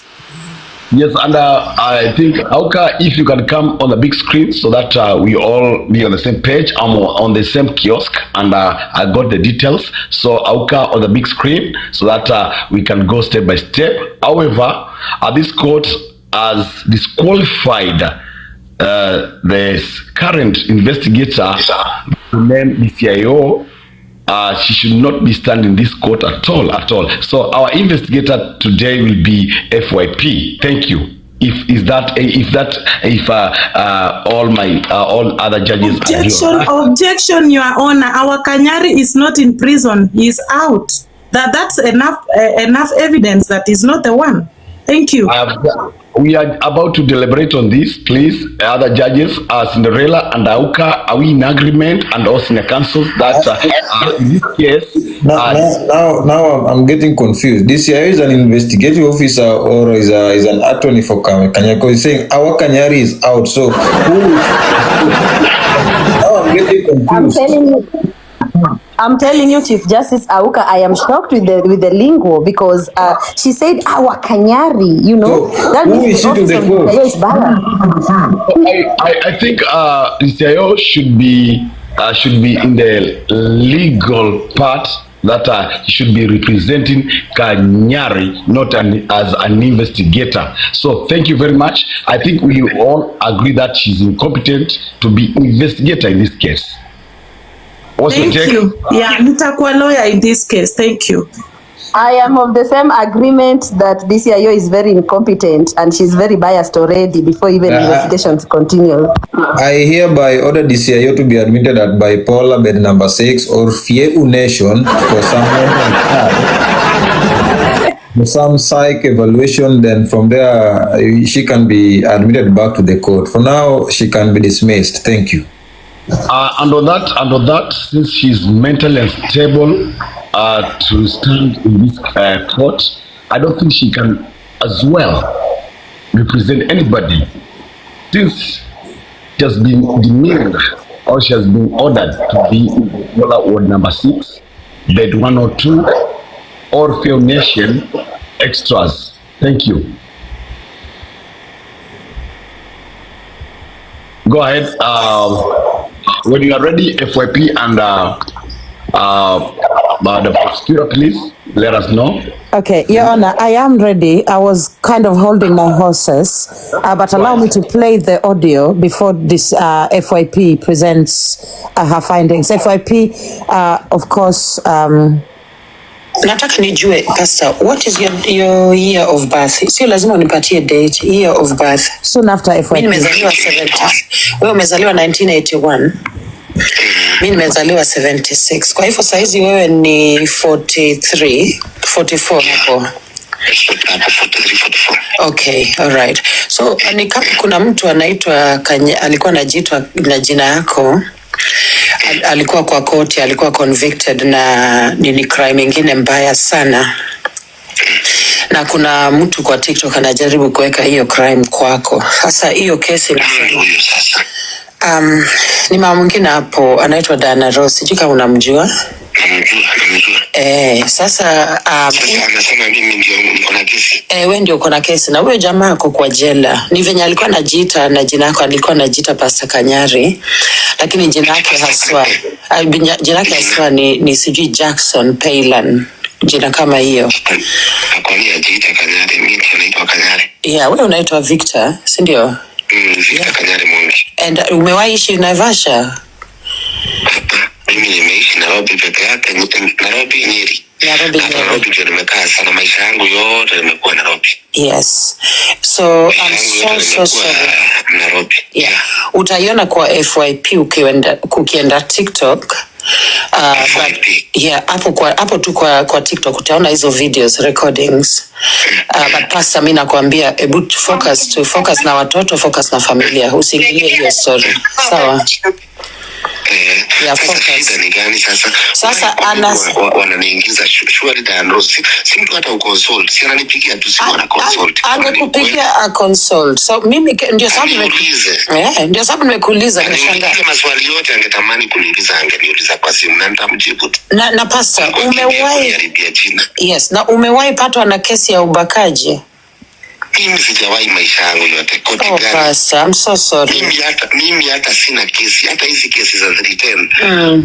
Sikuwahi shikwa na kesi. Ni watu ni kitu ilitokea eti mimi nilichaga 310, lakini polisi wakasema kama kuna mtu ako na kesi atoke. Hawangetokea maana ni 310. Absolutely. Mimi, in Kenya I don't have any case. Yeah, in court. Thank you. Thank you. So mimi naenda shwari wakati kama huu. Imagine saizi wenye uko na matanga, imagine. Hata angeniuliza tu. Mimi ni mtu wa TikTok. Any question I'm ready to answer. Absolutely. So mimi nimeumia kwa sababu umelisha watoto wetu kwa shule many times. So I just felt bad, nikasema hapana, lazima nitafute Kanyari ni rafiki yangu. Huyo that is our pastor hapa TikTok. You know, tunakupenda hivyo tu. So ndio nikasema acha nikutafute ni confirm. And of course your name is Victor Kanyari. Huyo jamaa anaitwa Kanyari Mwangi. Huyo jamaa ni Victor Kanyari Mwangi. Alizaliwa 1981. 81. Do you unaweza sema the exact date date? Date ni August, sikumbuka, labda niangalie ID. Lakini ni August 1981. August 1981. Thank you. Wewe hata ni mdogo wangu by far. Wewe unanifuata siji mara 3. You know, you're my third follower, you know. So I'm so sorry, Pastor, but I'm going to open a live now. And I'm going to discuss this ili at least watu wajue ya kwamba what is there out there in the public ni misinformation, ni mtu wako tu out kukuharibia jina. That is all. But focus na familia. Diana Rose alikuwa ameongea akisema niko na mambo makubwa sana nataka kuongea kuhusu Kanyari. Sikufuatilia lakini sasa nashindwa. Anataka kukuharibia kwa sababu ya watoto wako. Anajaribu kusema kwamba watoto wako hawako safe around wewe kwa sababu wewe umeumiza watoto. Sasa mimi nashangaa, mimi all along nimeona watoto wako na wewe, hata mamao akiwa mzima. Waelewa hata ile story yako wera, you know. Yeah, ni kukuchukia tu.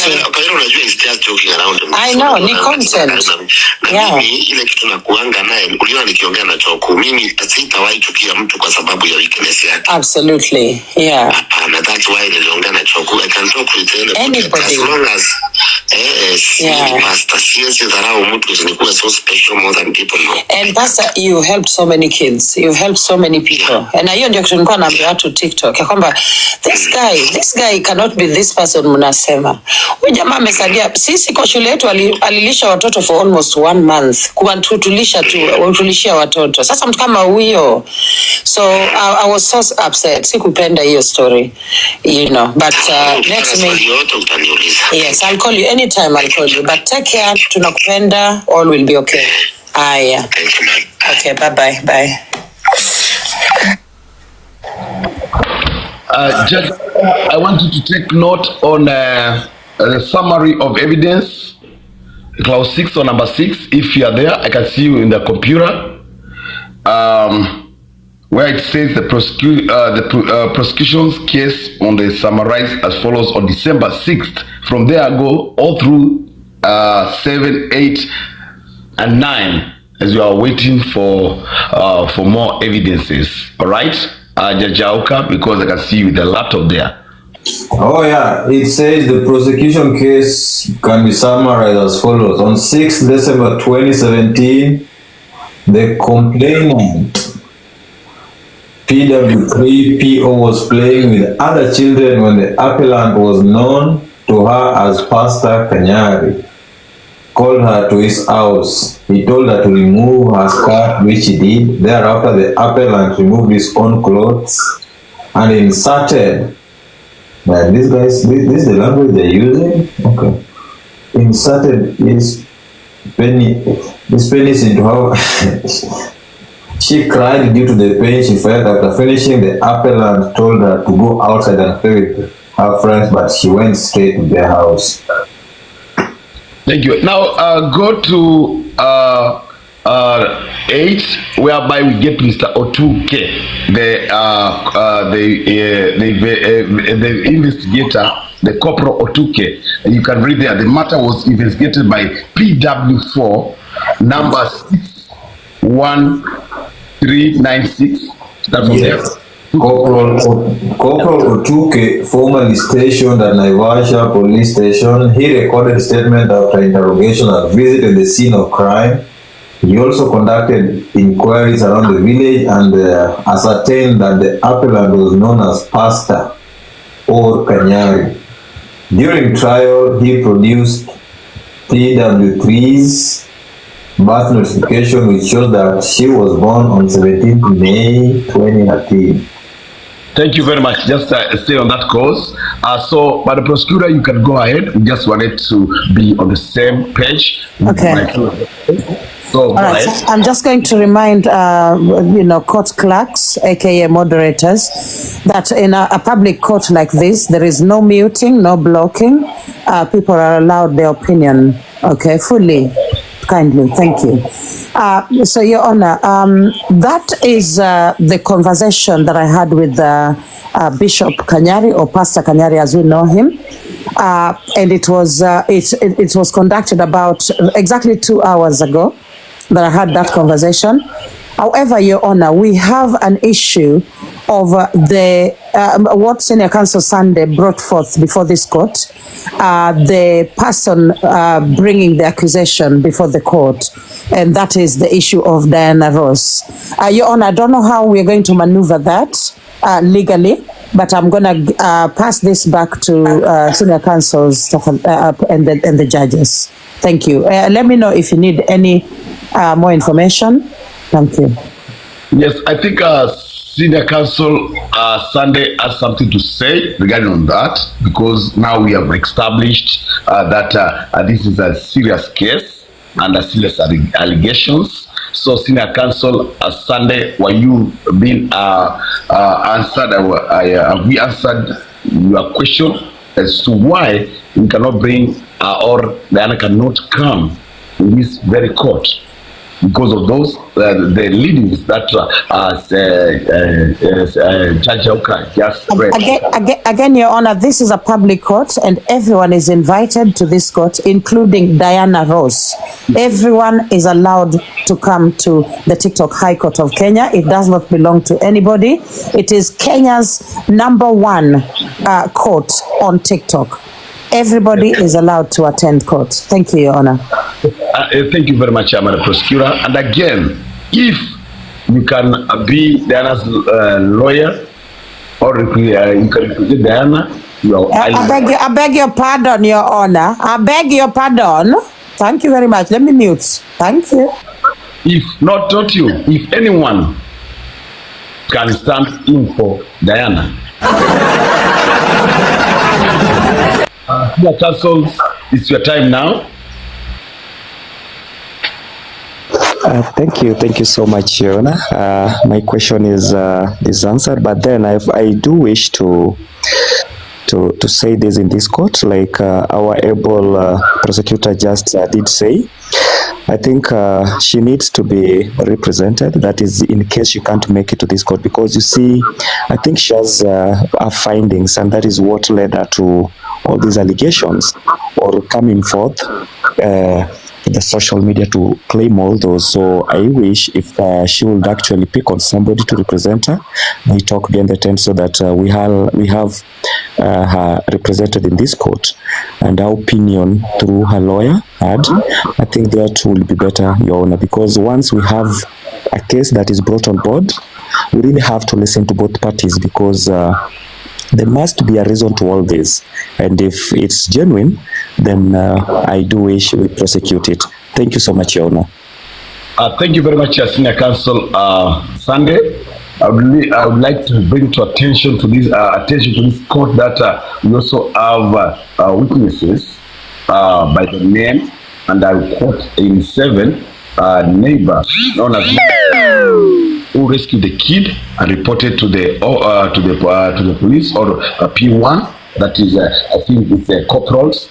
And then we have the elder now by the name I think Auka, if you can check the elder, the village elder known as Mataka. So I don't know if we have any investigator, because the CIO is incompetent to actually Your Honor, I actually feel very sad for DCIO. Like, DCIO, you've been pelleted, like, umepigwa mawe proper. But it is simply because of your incompetence, because this is a huge opportunity for investigation. Literally, had I been you, I'd have actually made my way to, to the place where this gentleman, this vile, beastly person by the name Jackson Palin is actually spending the rest of his life, So I don't know. I feel like he really lost a chance here at some really good investigation.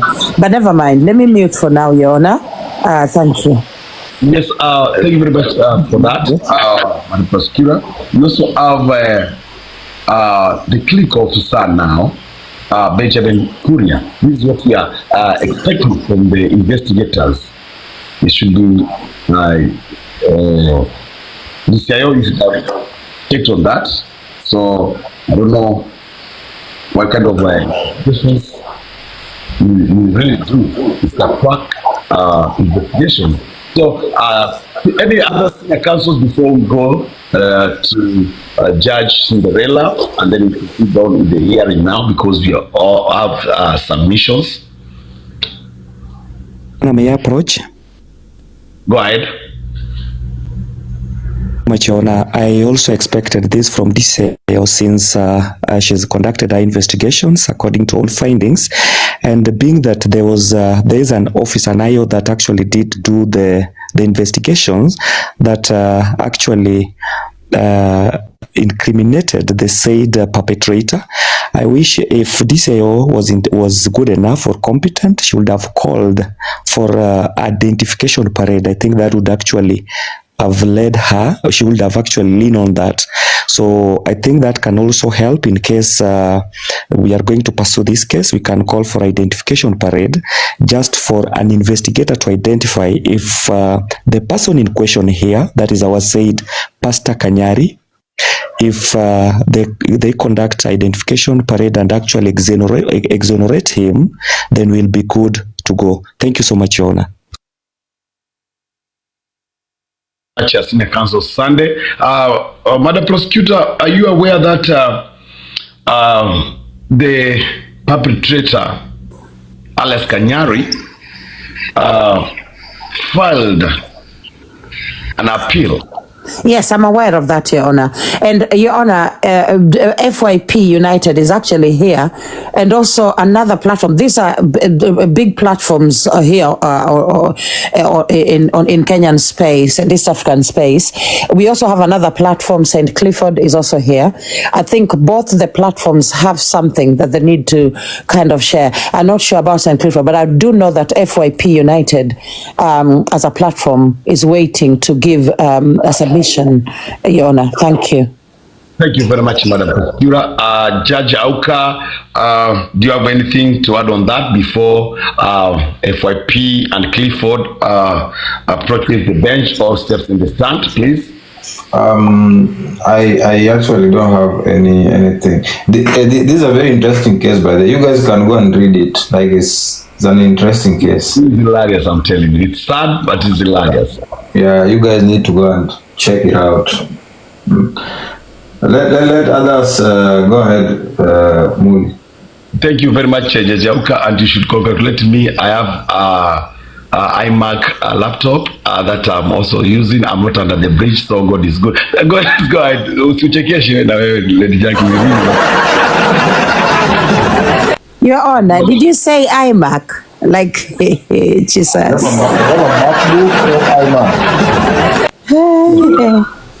Anyway, never mind. God is good all the time. Yes. Your Honor, so should I bring FYP to the forefront before the court? Yes. Okay. FYP, the mic is yours. Thank you, Your Honor. All protocols observed. So I have with me, we have managed to get the latest appeal. The said guy, Mr. Jackson Pailali, alias Pastor Kanyari. Let me open my camera so I can show you. So he has 2 appeals. He has made 2 appeals. This is his second appeal that is out, dated October 31st, 2025. That is last month, okay? This is his latest, the second appeal. So I will just, I'll find a way to send it to you. But this is from a very verified, the Court of Appeal at Nakuru, criminal appeal of 2022.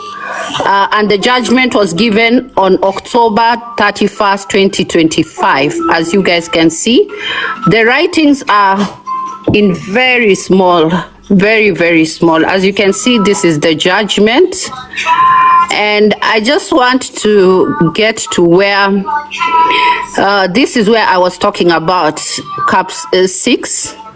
During the virtual, it reads, during the virtual hearing of this appeal on 14th May 2025, the appellant appeared in person from Committee Maximum Prison, while Mr. Omutelema, Senior Assistant Director of Public Prosecution, appeared for the respondents.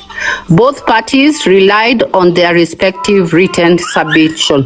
So actually this guy has been and is at Committee Maximum Prison as at 31st of October 2025, unless he was moved after that.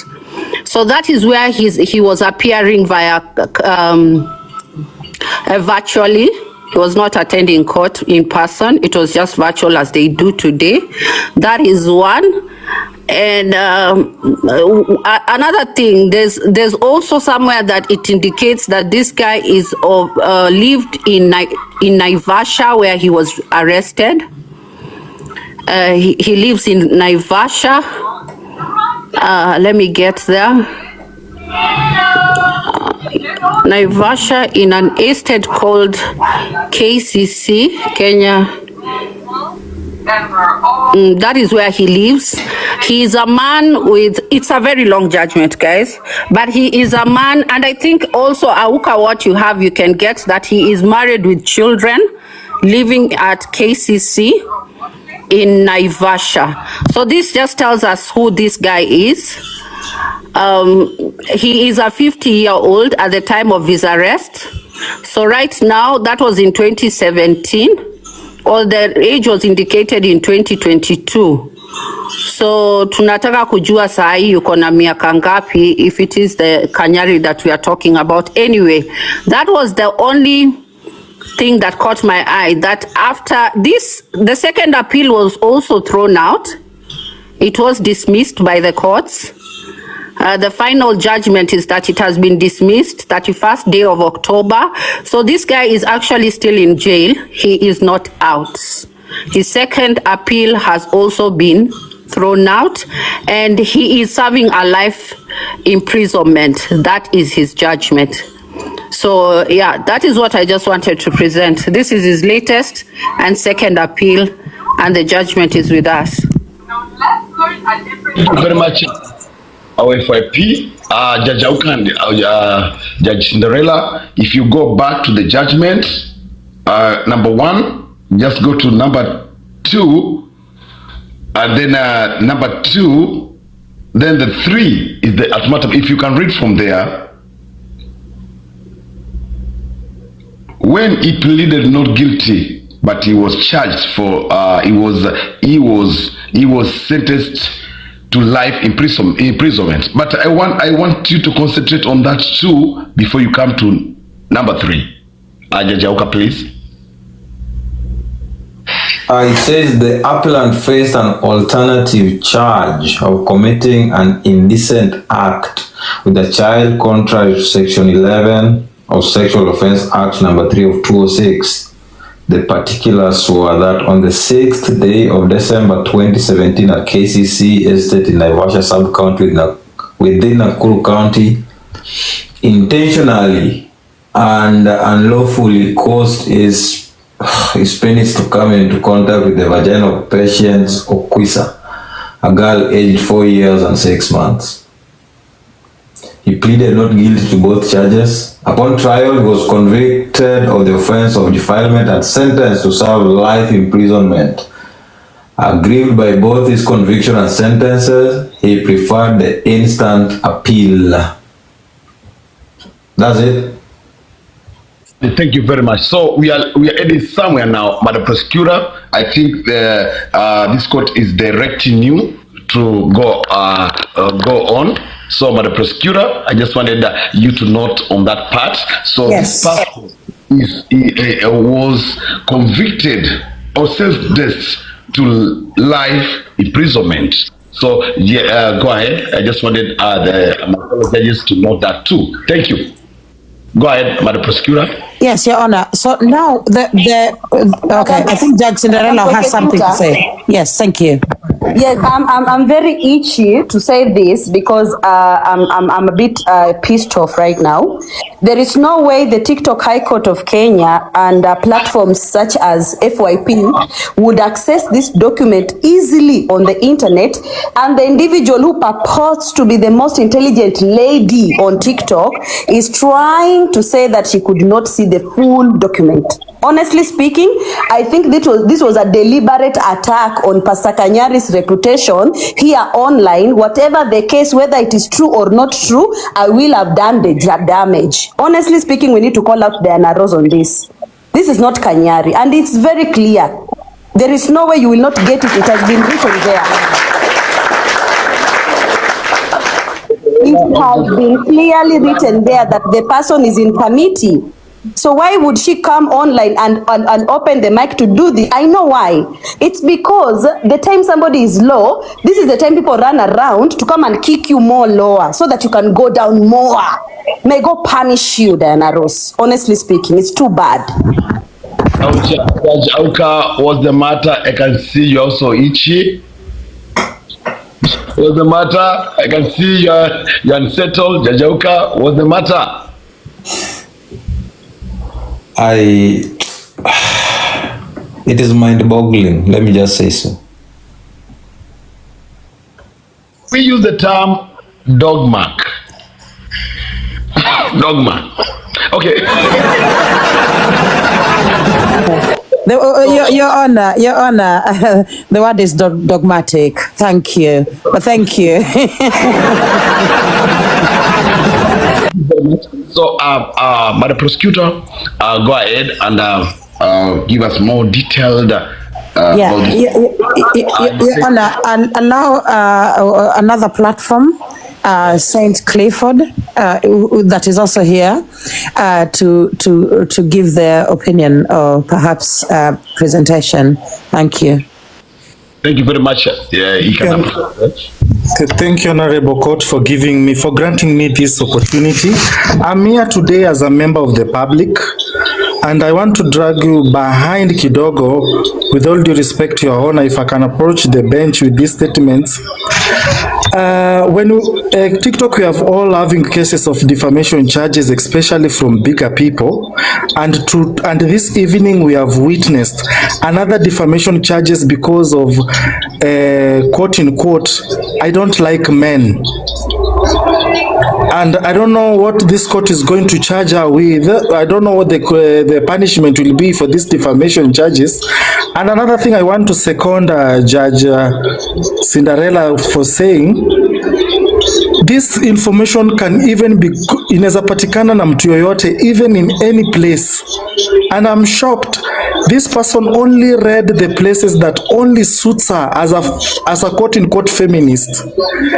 And Madam, this Honorable Court, I just want you to ask. She said that she's going to mobilize women, especially those in power. Ulikuwa unataka kwenda kuwapeleka wafanye nini kwa ground? And do you think Millie Mabone and any other woman can sit and listening to this? So in other language, she's trying to tell that our courts are incompetent, because you can't tell me the High Court ilikosa kuona hii na ikampatia a pardon. And again, how many Kanyaris do we have in Kenya? Even if today, Madam Ona, if I start to register KCAC with the same name as St. Clifford, how many St. Cliffords are there in just Kenya? Not even Kenya, in the Western region. So when you are coming with the cases of you want to put a man down, remember, you are also raising a man. So I want us to be, if we can extend the same grace as the court, maybe you try to invite the person who came with this to the, or invite the representative so that we can have a balance hearing. Ndio kesho isikue mlimuonea mkafanya nini. I know she has that pride of she cannot come, but you can write a letter as the court of the land and invite the representative to have a fair hearing. That is all, Madam Ona. Thank you. Thank you very much. Judge Auka, to clause 33 or start with 34, sorry, 34, 35 and 36. Please, very quickly. On the 33 says in the present 34, just go 34 and 35, 36. Thank you. Right. In the present case, the record shows that the appellant was given an opportunity before the trial court to tender mitigation, where he said that he was 50 years old, married with children, and that his family was suffering. The trial court, on the other hand, noted it had considered the appellant's mitigation and the Supreme Court decision of Francis Karioko Murtetu and another was the Republic, but took into account that the offense was heinous and should be punished to deter would-be offenders. On the part of this court, I cannot add more save to emphasize that the court is unable to fathom how a 50-year-old man in the person of the appellant could have the audacity to defile a 4-year-old child. This is beastly. The injuries inflicted on this child shall remain a sour memory for the rest of her life. They have totally ruined her life. The least that the court should do to such person is completely remove them from the society so as to cushion helpless children from such beastly attacks. 35. For this reason, I cannot fault the learned trial magistrate's exercise of his discretion to impose a life imprisonment. This means that the appellant's sentence was proper and is accordingly affirmed. Conclusion. Accordingly, the appeal lacks merit and is hereby dismissed in entirety. It is so ordered. Very much. So, this court has noted that it is indeed that person or the perpetrator was denied appeal as per FYP and the documents that we have on board, right? So, Madam Prosecutor, you said very clearly that you spoke and you showed that you showed us evidence. Now, senior counsels, Mwasi, Sunday, and I think FYP, what's your take on this? Are we coming to a ruling, or we still have a long way since we don't have the NROs on board? Senior counsels, before we go to the judges.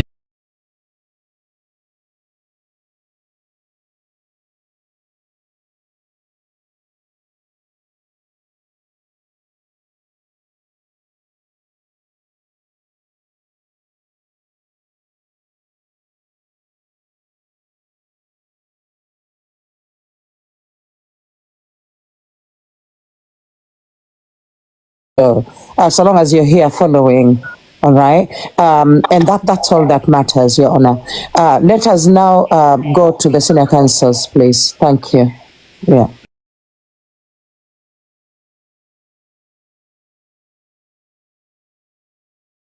Kanyari Mwangi, who is in prison, somewhere in prison committee or wherever you call it,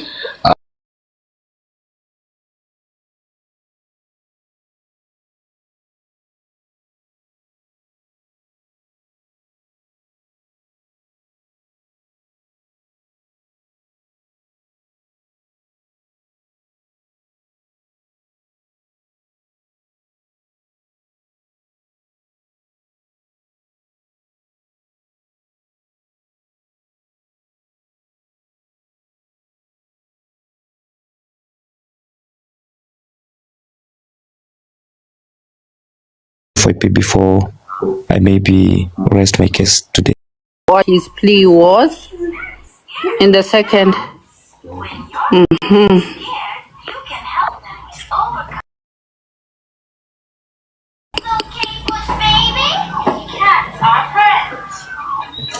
I cannot find.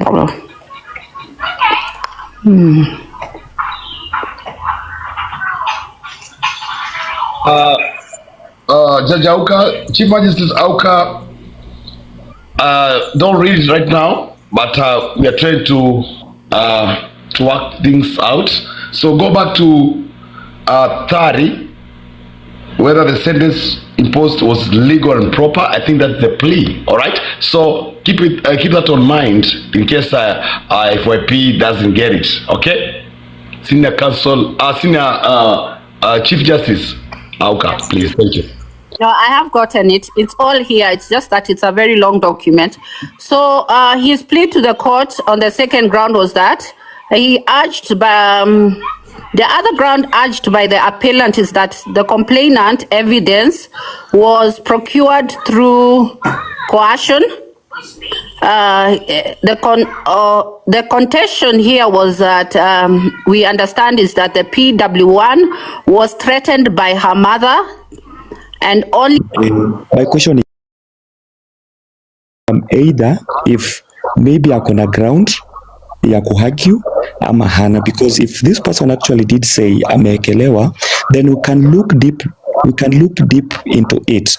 But if actually alikubali ni yeye but akaomba apewe lighter charges, like kesi yake iangaliwe kiundani aweze kusamehewa, then I think we will actually go ahead and maybe come up with a ruling tonight. Thank you so much. That is with Auka on the first one.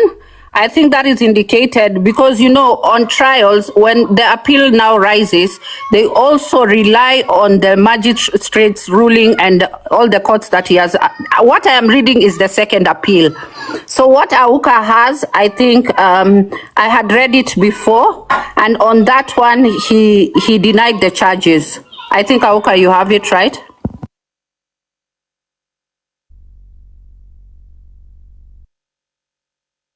On that case, just go to Tari Auka. That is the clear indication or summarization of everything. It's been summarized there, where it says whether the sentence imposed was legal because proper imposed, because it's a long document. But if you can leave somewhere there, as I'm checking huku juu kidogo, so just the appellant questioned why he was sentenced to life in prison. That it says the appellant questioned why he was sentenced to life imprisonment despite having pleaded not guilty and maintained the plea throughout the trial. In the defilement case, the length of the sentence is determined by the age of the child. In this case, it has been established that the appellant defiled PW3, who was aged 4 years and 6 months at the time of the offense. Section 8 of the Sexual Offense Act prescribes a minimum mandatory sentence of life imprisonment for a person convicted of defiling a child of this age. And again, if you go back to 27, it says that even the child, even the small girl, testified in the court. So I don't know whether Senior Counsel Sunday, you got yes, it right? I did get it right. Yeah, okay. Yes, Your Honor. Can I now land my point kindly? Right. With all that, I think, Your Honor, we really need to exonerate him and also maybe call if Diana Rose cannot appear before this court today or any other day that maybe she can get time to appear, then I think the same way she did, because this is defamation, character assassination, and this is a public figure, somebody who is actually known and has a name actually to protect and uphold. With the finding that Your Honors, you are going to make your ruling tonight, and other judges, I think you should be called upon and also to make another video actually apologizing to the statement that she made prior. That is, in case we come out with a finding that the alleged perpetrator is innocent. Thank you so much, Your Honor.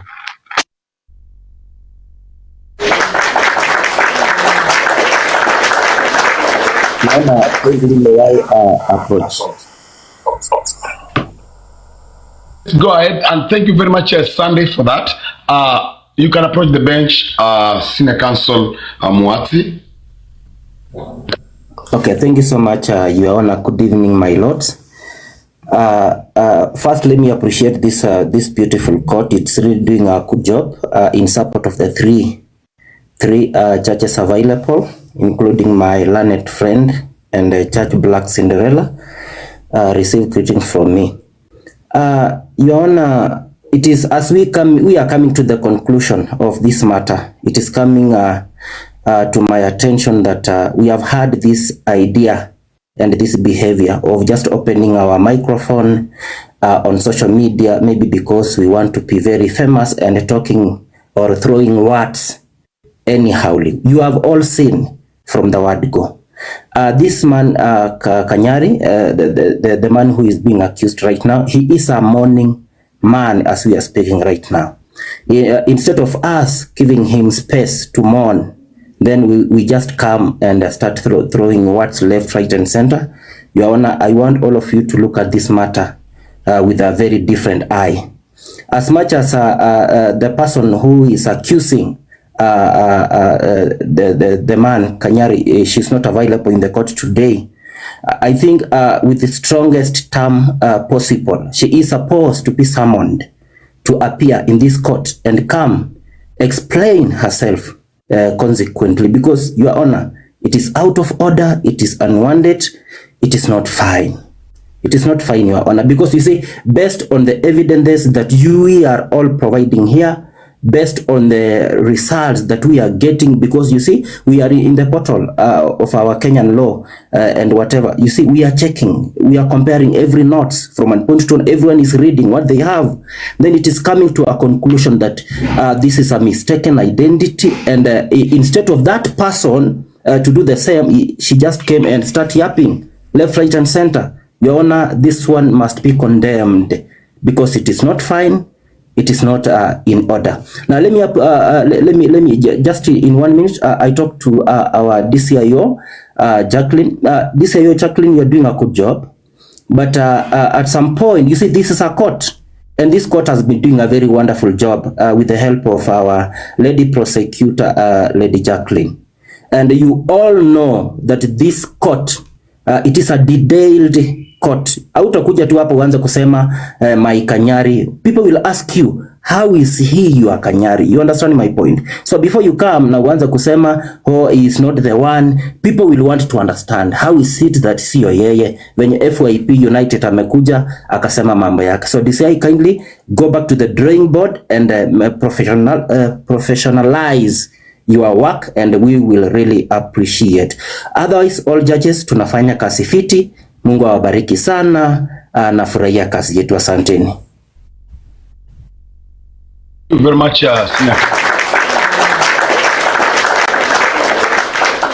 Allow me to now direct this court, but the prosecutor, if you have anything before now. Yes. Primary ruling, the primary ruling, yeah. Of seclusion. Okay. Okay. Your Honor, I don't know if it's my network or yours. Let me mute 1 minute and hear you talk. I can't hear you properly. No, I said approach the bench if you want to say something before I now pass the microphone to my fellow judges, Judge Auka and Judge Cinderella. Okay. Of the way forward. All right. So, Your Honor, first of all, I've seen Professor come in. Welcome, Professor. Now, let me say this real quick, Your Honor. Clearly, from the very beginning, I know that we did trigger the kind of emotional, whatever, should I call diarrhea, you know, the verbal diarrhea that we did happened was we were on a platform with FYP, and of course we were doing what you call analysis, and she did ask me a few questions, and then on that platform we were reviewing something that had happened the night before, when I was actually pressing, or rather kufinya, we call it kufinya, one gentleman by the name of Arwa. And then, of course, the lady in question decided to, try and rain on my parade when she interrupted and said, I'm going to give an opinion on that too. And I thought, sweetie, this has nothing to do with you. Stay aside. Okay. So then I let her talk, and then she then finished, and then I continued to Finya. And then after that, so I did narrate this to FYP, after which FYP went straight to this question of Kanyari.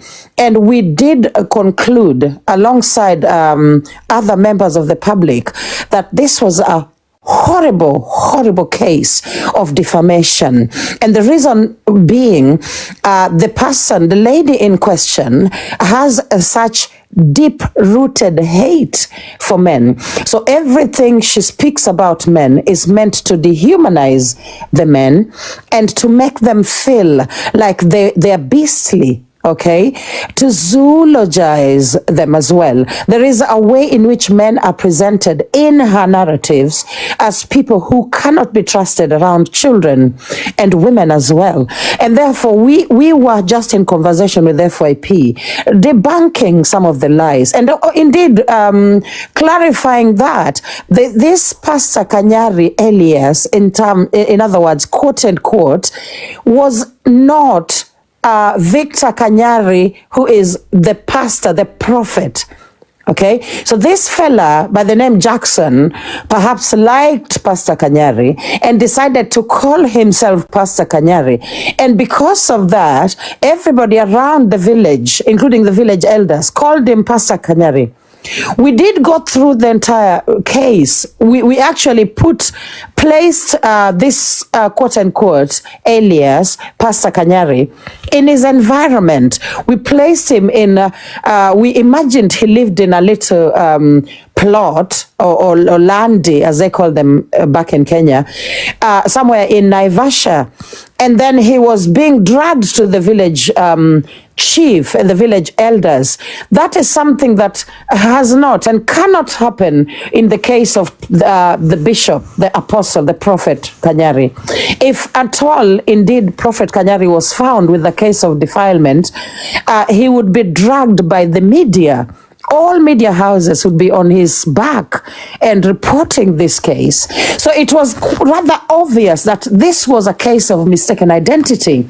But the lady in question, and I'm sorry to say that, I've said this now a long time, that there are challenges on intellectualism. The person in question is a pseudo-intellectual, wannabe.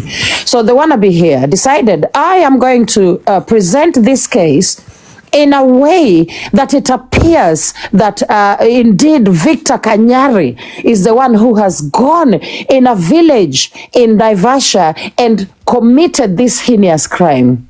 I know very well that it is not Victor Kanyari who has done this crime, but I'm going to use every manipulation tactic in the book. I'm going to use persuasion, okay, and victimhood. I'm going to make this child look like, can't you see what this man has done to this poor child? Imagine what this child is going through.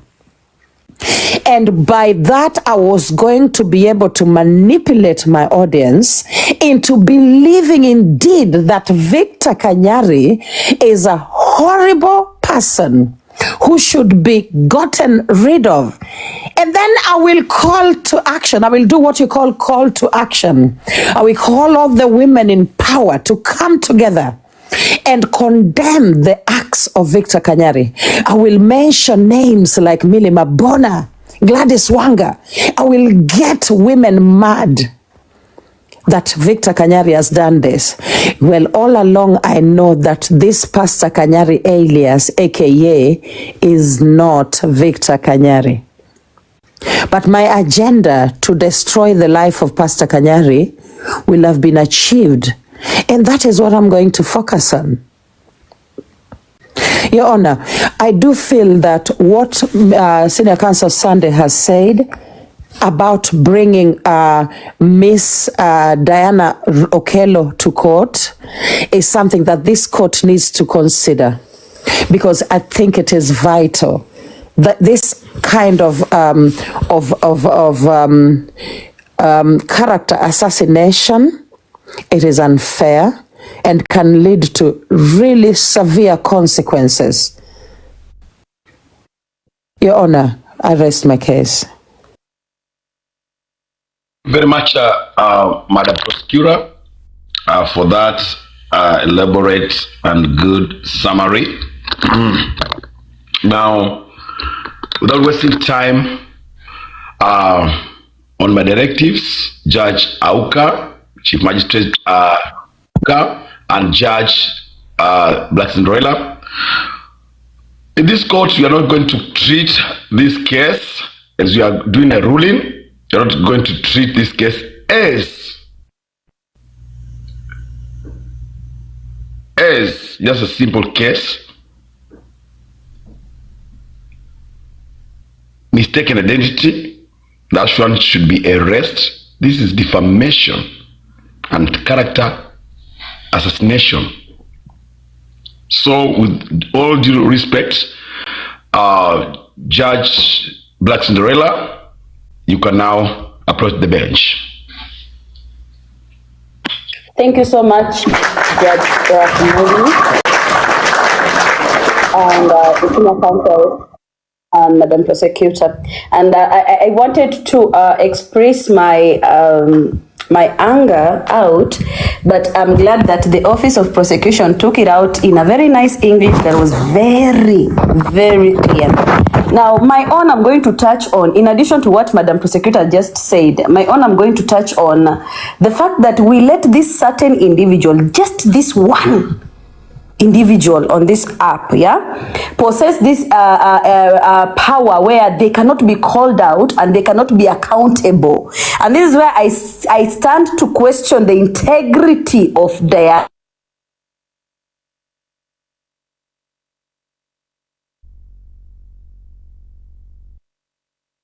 I think Museveni has done that thing. I think Museveni just did that thing. Right? Yes, but never mind. She'll be back. Jauka, I think you are getting yourself ready.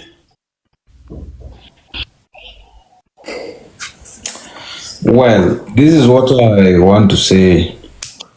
We have all reviewed, or rather, we've seen whatever has been submitted on this case in this court, plus the online sources. We can all agree that this is a very is defamatory, and to me, I want to view it from the point of the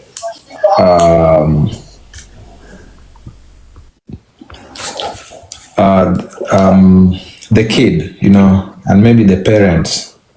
I'm trying to imagine how are they feeling, or rather the family is feeling, because according to what is being said here, is like the real person who committed this crime is still walking outside here scot-free, and I think that is in some way torturing the parent, the mom or the dad, or even the victim herself, So now that the defendant is also going through a lot, I would request this court to give him time to mourn the ex-wife. Then thereafter we can have, if you want to come and talk about it, if the Kanyari we know wants to come and talk about it and put this case to rest, I think we should give him time to mourn. Then after that, come and clear the air. Then from there, it's upon him to decide what to do. If he wants to press charges against Diana, well and good. Now that will be his decision. So for now, I think we can say it's a mistaken identity, it's defamation, it's mudslinging, it's name it, whatever it is, But let us be very cautious. And Lady J, maybe after Kanyari is done, if you want to talk about it, we are always available whenever. Yeah, thank you. Absolutely. Absolutely. Your Honor, I will just respond to the Chief Justice. The thing about Pastor Kanyari, he's a very free guy. Now, I know that there were, you know, I looked biased in the way that I was conversing with him, but I think the court needs to understand that this is a personal friend of mine. Okay, so I was not talking to him as an investigator. I was talking to him as a friend. So if you guys, you know, I think I've seen Karina's comments a lot, leading question, all those things. It's merely because the fella also happens to be a personal friend. But I do thank this court for putting into consideration the fact that he is currently mourning the death of the mother of his children. And I think that is something so important for him to focus on. This is the mother of his children. This is an important person in his life as well. So let us, I'm requesting this court to please allow him time to finish this. And then he will be very much happy to come to court and answer to any questions that the judges may have for him. Thank you, Your Honor. Thank you. Yeah, thank you very much. Thank you very much, Madam Prosecutor. Thank you very much, my fellow judge, my fellow Chief Justice, Auka, my other learned, our very able judge, Cinderella. My final remarks on this will be of the same thought as Auka's, that Kanyari should be given time to mourn and probably bury the baby mama, Betty Bayo, and then after that, then Kanyari can come and tell us the whole truth. But we already know the truth, that the perpetrator is sentenced, just to clear his name and maybe to send a very strong message to Diana Rose. And if he wants to press charges of defamation, it's upon him. And again, to Diana Rose, I just want to ask you something. How do you feel if someone came to your own brother and said the same thing, knowing that your brother has lost a wife, dragging him on mad, trying to paint him really bad at his time of lowest, knowing if we can access all this information, and you being a Professor Kimenyi is Madam Know-It-All, you can too access all this.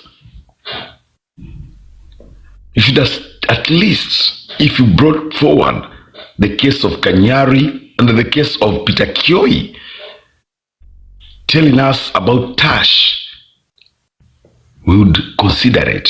But on this matter, I find you so inhuman, uncouth, and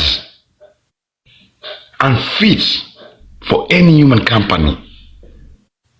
You need to seek God's intervention. We all understand that you suffer bipolar, but that does not give you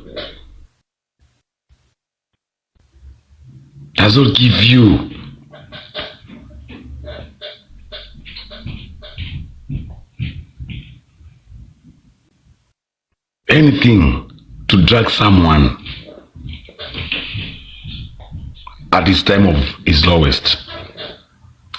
We are about to adjourn this case until further notice. Madam Prosecutor, I'm done.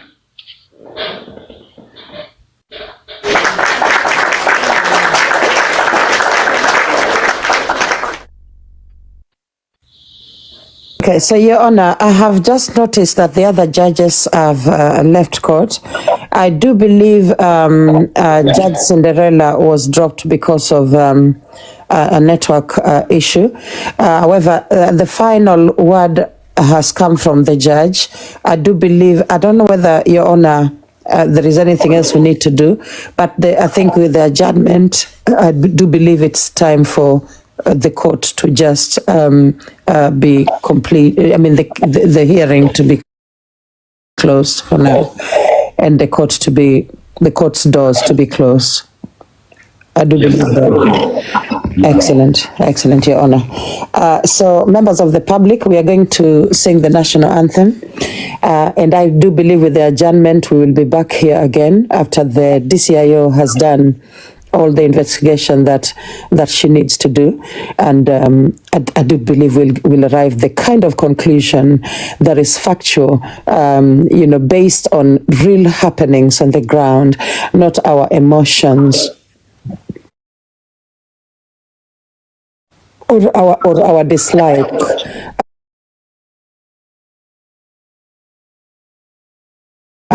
For a certain gender. I do hope they not like certain people, but even those people deserve justice. So thank you so much, Your Honor. I'll now put the national anthem. Members of the public, thank you guys so much. Lisbeth, Minbi, everybody, Malkia. Please put the love hearts in the comments, or even the flag as we play the national anthem, the Kenyan flag as we play the national anthem. So thank you so much for watching the video to the end. Remember to like, share, comment, and if you have not subscribed, please make sure you subscribe and put on the notification bell so that you know every time I post a new video. So guys, thank you. I'm gonna see you on my next video. Bye.